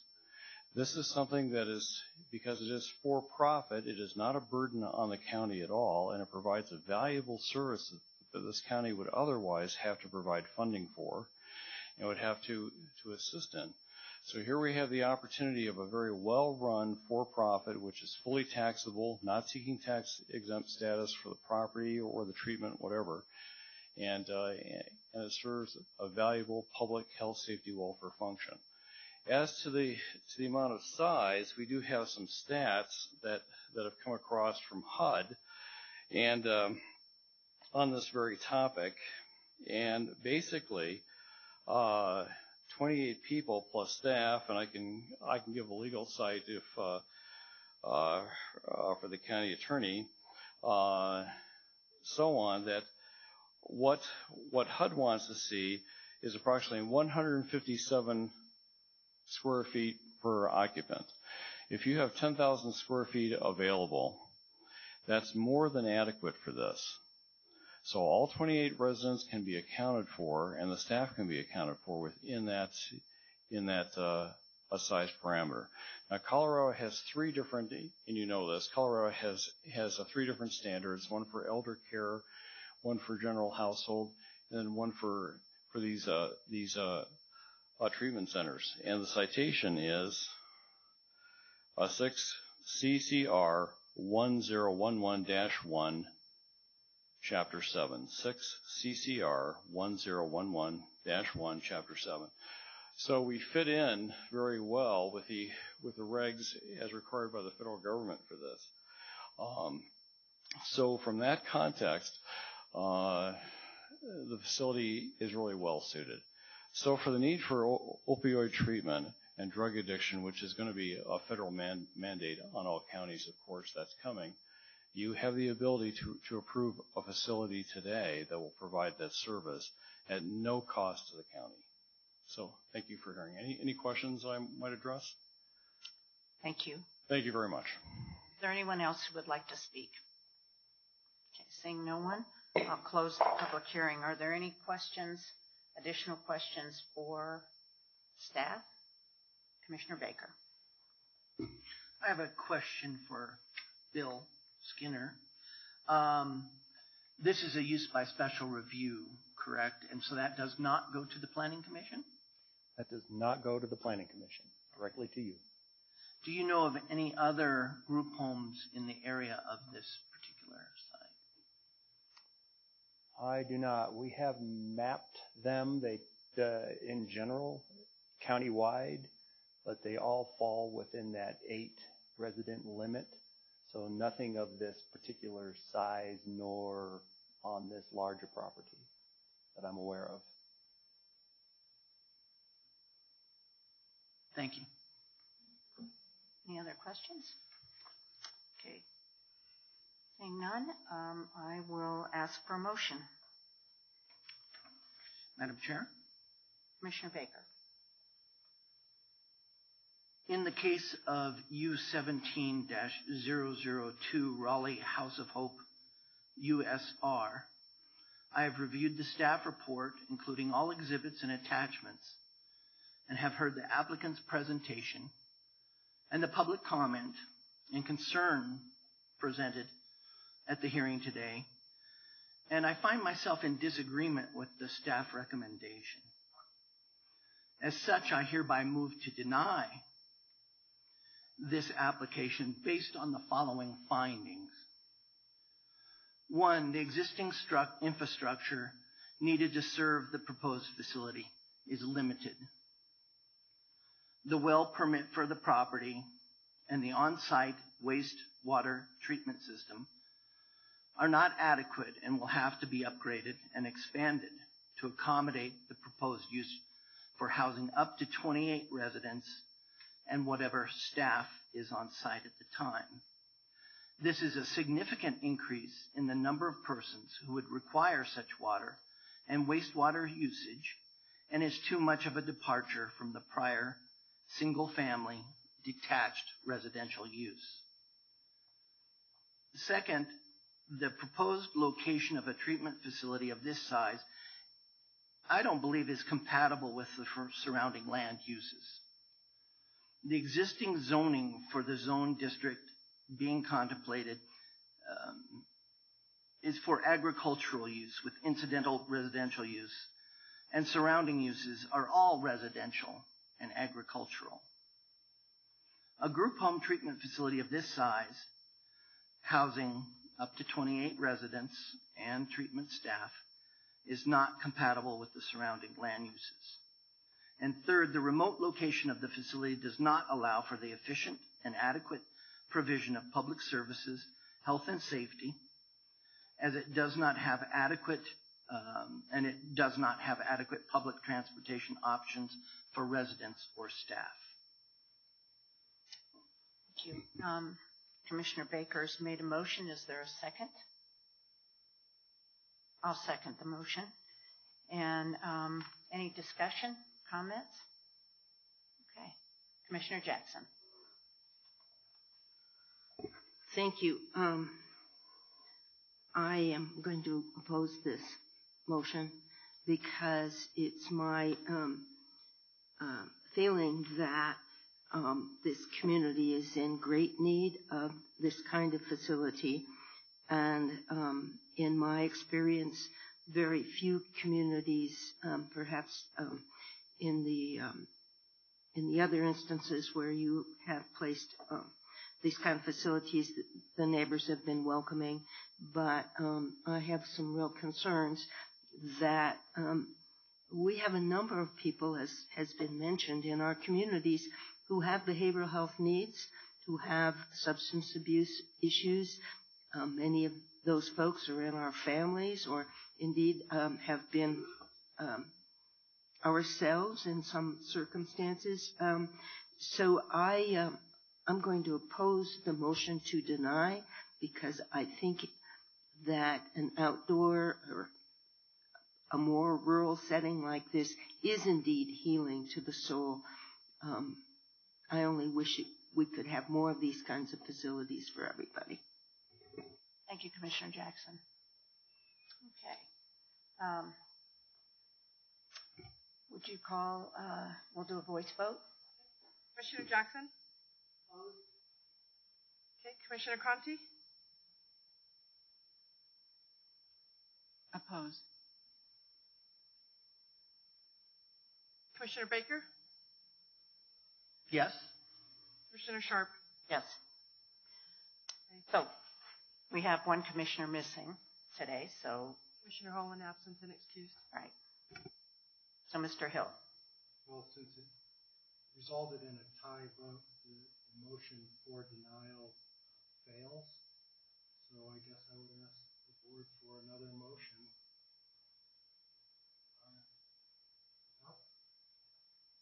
Commissioner Jackson.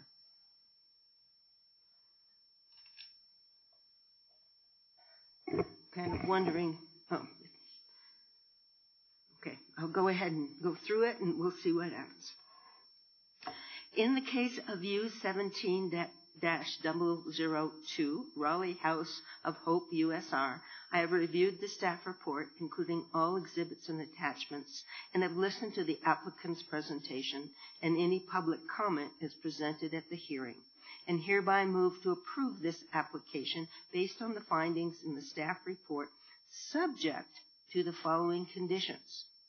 Prior to the signature of the final copy of these plans, the applicant must address Public Works staff comments and concerns as identified during the review. Prior to the issue of certificate of occupancy, the applicant will address the Tri-County Health Department comments. Prior to the issue of a certificate of occupancy, the applicant will address the Colorado Division of Water Resources comments. And 4, the group home must comply with any and all applicable federal, state, and county rules, regulations, and or requirements pertaining to the specific use. Motion made by Commissioner Jackson. Is there a second? Second. Seconded by Commissioner Conti. We'll take another voice vote. Commissioner Jackson? Aye. Commissioner Conti? Yes. Commissioner Baker? Oppose? Commissioner Sharp? And I didn't state it last time, and I should, because I really do think that the organization, Raleigh House of Hope, sounds like I fully support the mission, and my concern are the services out in this rural part. Well, I have several. The rural part of the county with, and it is correct that the response times for sheriff and EMT are longer than in a more urbanized part, the more urbanized parts of our county. And there is there's a rural character to the community out there, and so I have real concerns about the compatibility. The number of people there is concerning to me with the number of people who would be housed there as well as staff. I think that's a concern for me. Maybe something smaller would have been more acceptable, but the size is real concerning. So that's why I will oppose the motion. So now we're back again. And I apologize because we have one commissioner missing and we would not have this issue.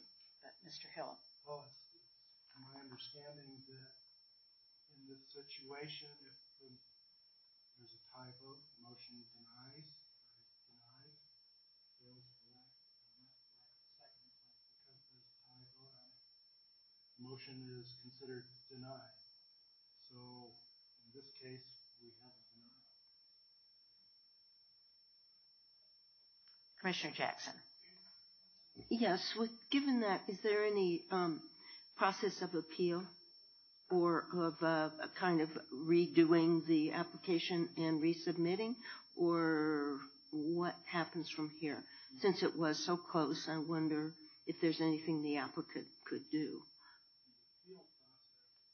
The appeal process is to 106 Colorado Rule of Civil Procedure 106A4.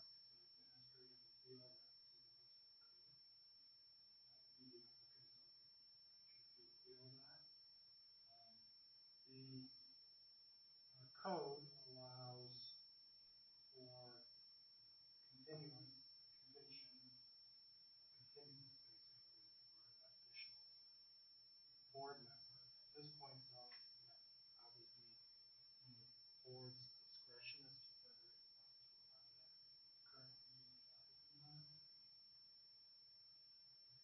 currently. So it doesn't matter whether it's the prevailing side or not, that one commissioner could ask for continuance and have the applicant relook at this application and resubmit. Is there a time frame on that, Mr. Skinner?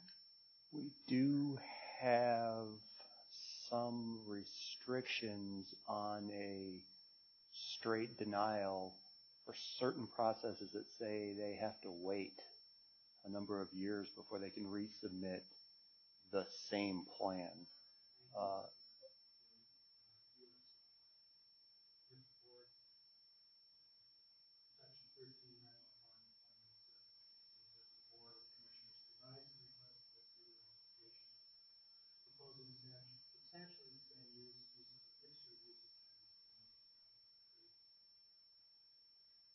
So what would be considered substantially? It'd be the same use as the drug and alcohol facility. Is that enough to be a substantial use if it came back as that, but was modified in some other way? Yeah, we'd have to have a brief discussion about whether substantial change of use would include intensity of use, where an adjusted maximum head count would qualify as a substantially different plan. And that's a little beyond my reach. I think it would be a fair argument to say that a reduced size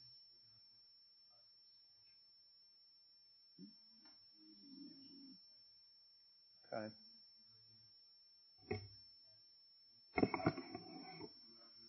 Mr. Jackson. So, and of course I haven't spoken to the applicant. I have no idea whether they want to move this further or not, but I'm wondering if that is our only recourse, is to say to the applicant, if you want to continue this, you're going to have to wait a year and make some kind of change, or if there's another alternative for them, and then can we check with the applicant to see if that would be something they'd be willing to do? A clarification. Yeah. They have to wait that period of time if there's no substantial change.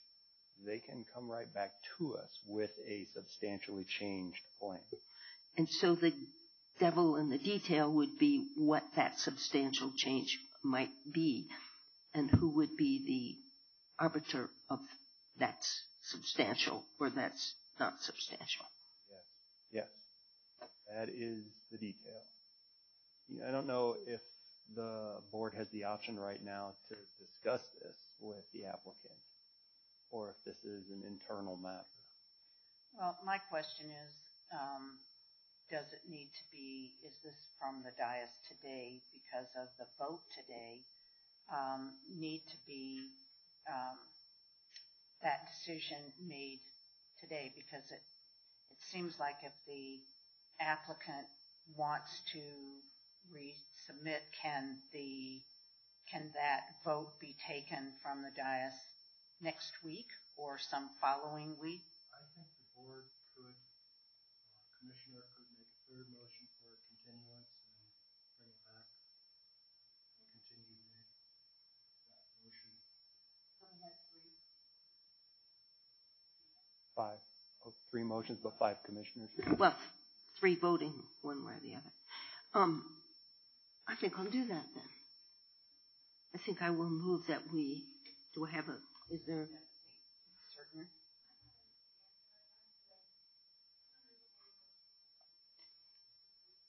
Okay. Yeah. Go ahead, Mr. Hill. Yes. So we're missing a commissioner today. Normally we have 5 commissioners, which prohibits or reduces the issue under general law. If there's a tie vote in any board situation, the matter, the motion being voted on is considered denied because it's only a tie vote. There's not the majority to take it. So we're struggling with this situation here where we have 2 for and 2 against, essentially. We have had 2 motions. One was for denial.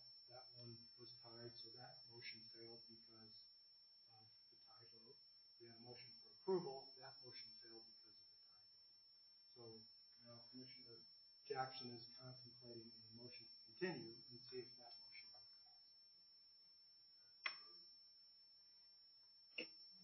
And if it passes, then that would mean the applicant has an opportunity to resubmit with a substantial change to. We would continue. It would be the same application. Same application coming back, but it'd be voted on again? Yeah, just for.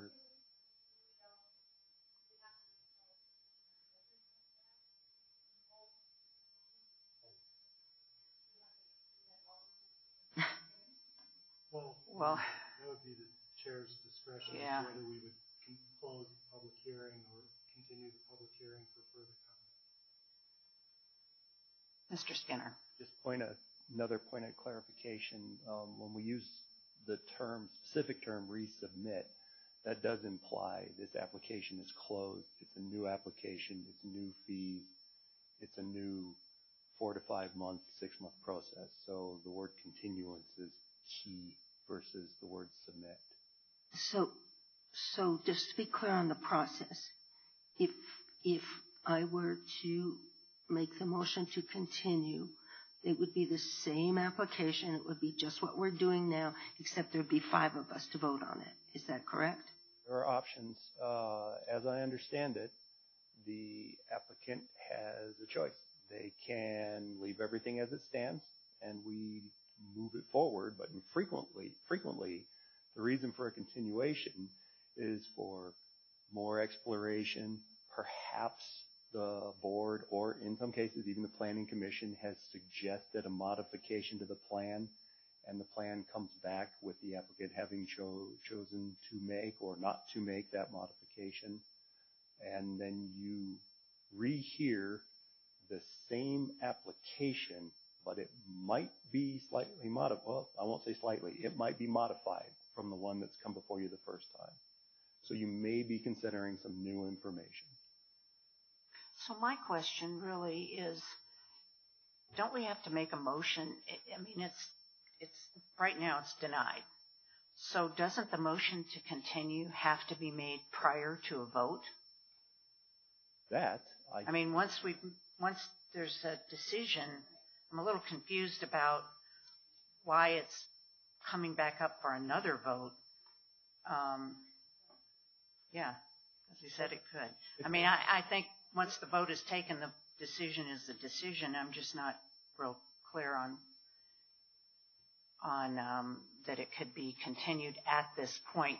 In my experience, normally, a continuance is requested by the applicant prior to a vote. Yeah, it's just from a bit of an external observation, it didn't receive a straight denial. A motion to deny failed for lack of a superior vote. Then a motion to approve failed for lack of a superior vote. And it's a bit of a de facto denial for lack of an approval. I do not know if that influences this particular situation. Yeah. I'm almost feeling like we need a continuance just to straighten out the legality of whether or not we can have a continuance. It's called a parliamentarian. Do you understand what I mean? I mean, we need some clarity on this, and I know that everybody's kind of wanting to get this over with, but here comes our county attorney. Well, we're going to take just a minute recess.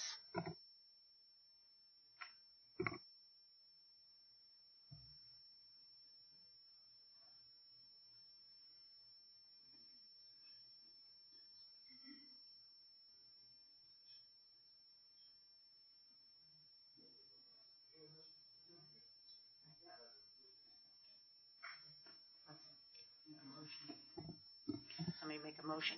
The motion is to go into executive.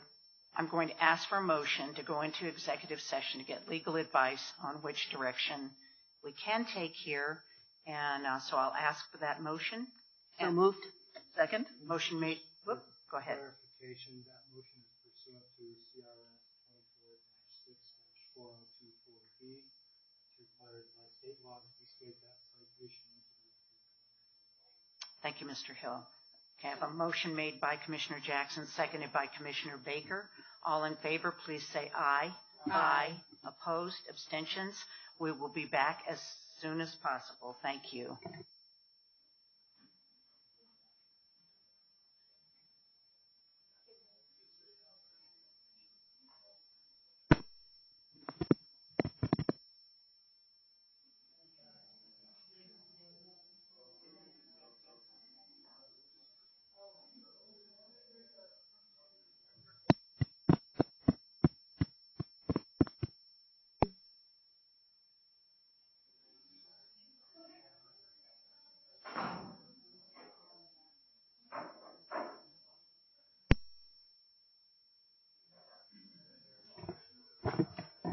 Test.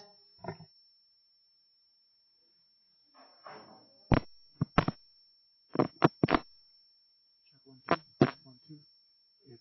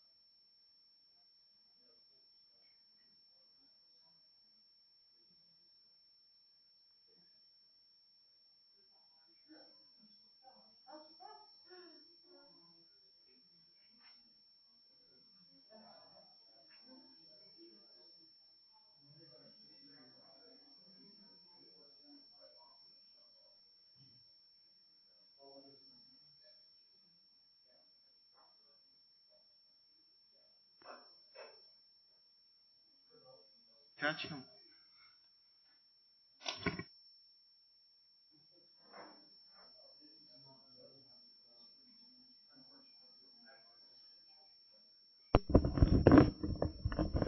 check 1, 2.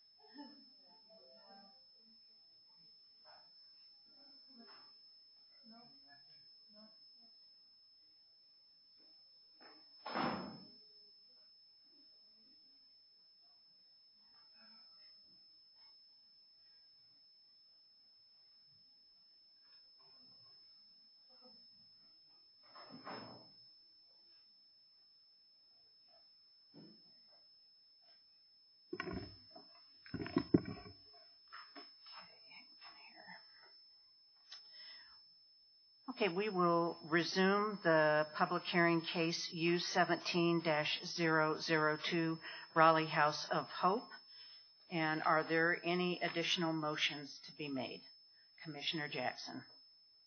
Madam Chair, in the case of U17-002, Raleigh House of Hope, USR, I move to continue the decision on this request to next Tuesday, September 19th, date certain at 9:30 a.m.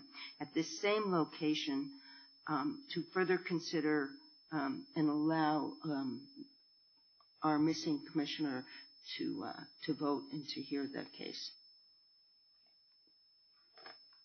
Right. Is there a second?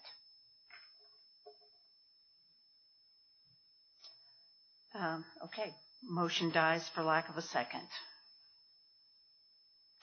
Okay.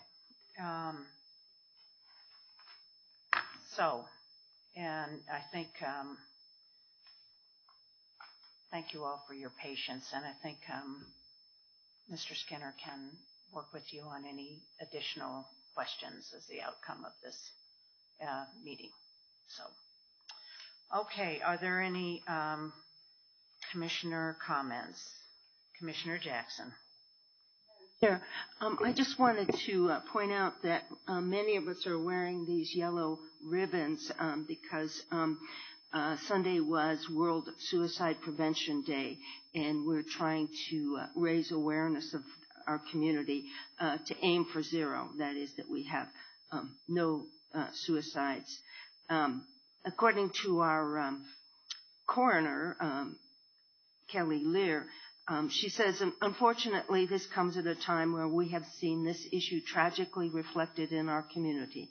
In addition, several offices and departments within our county have employees who have been recently affected by this issue.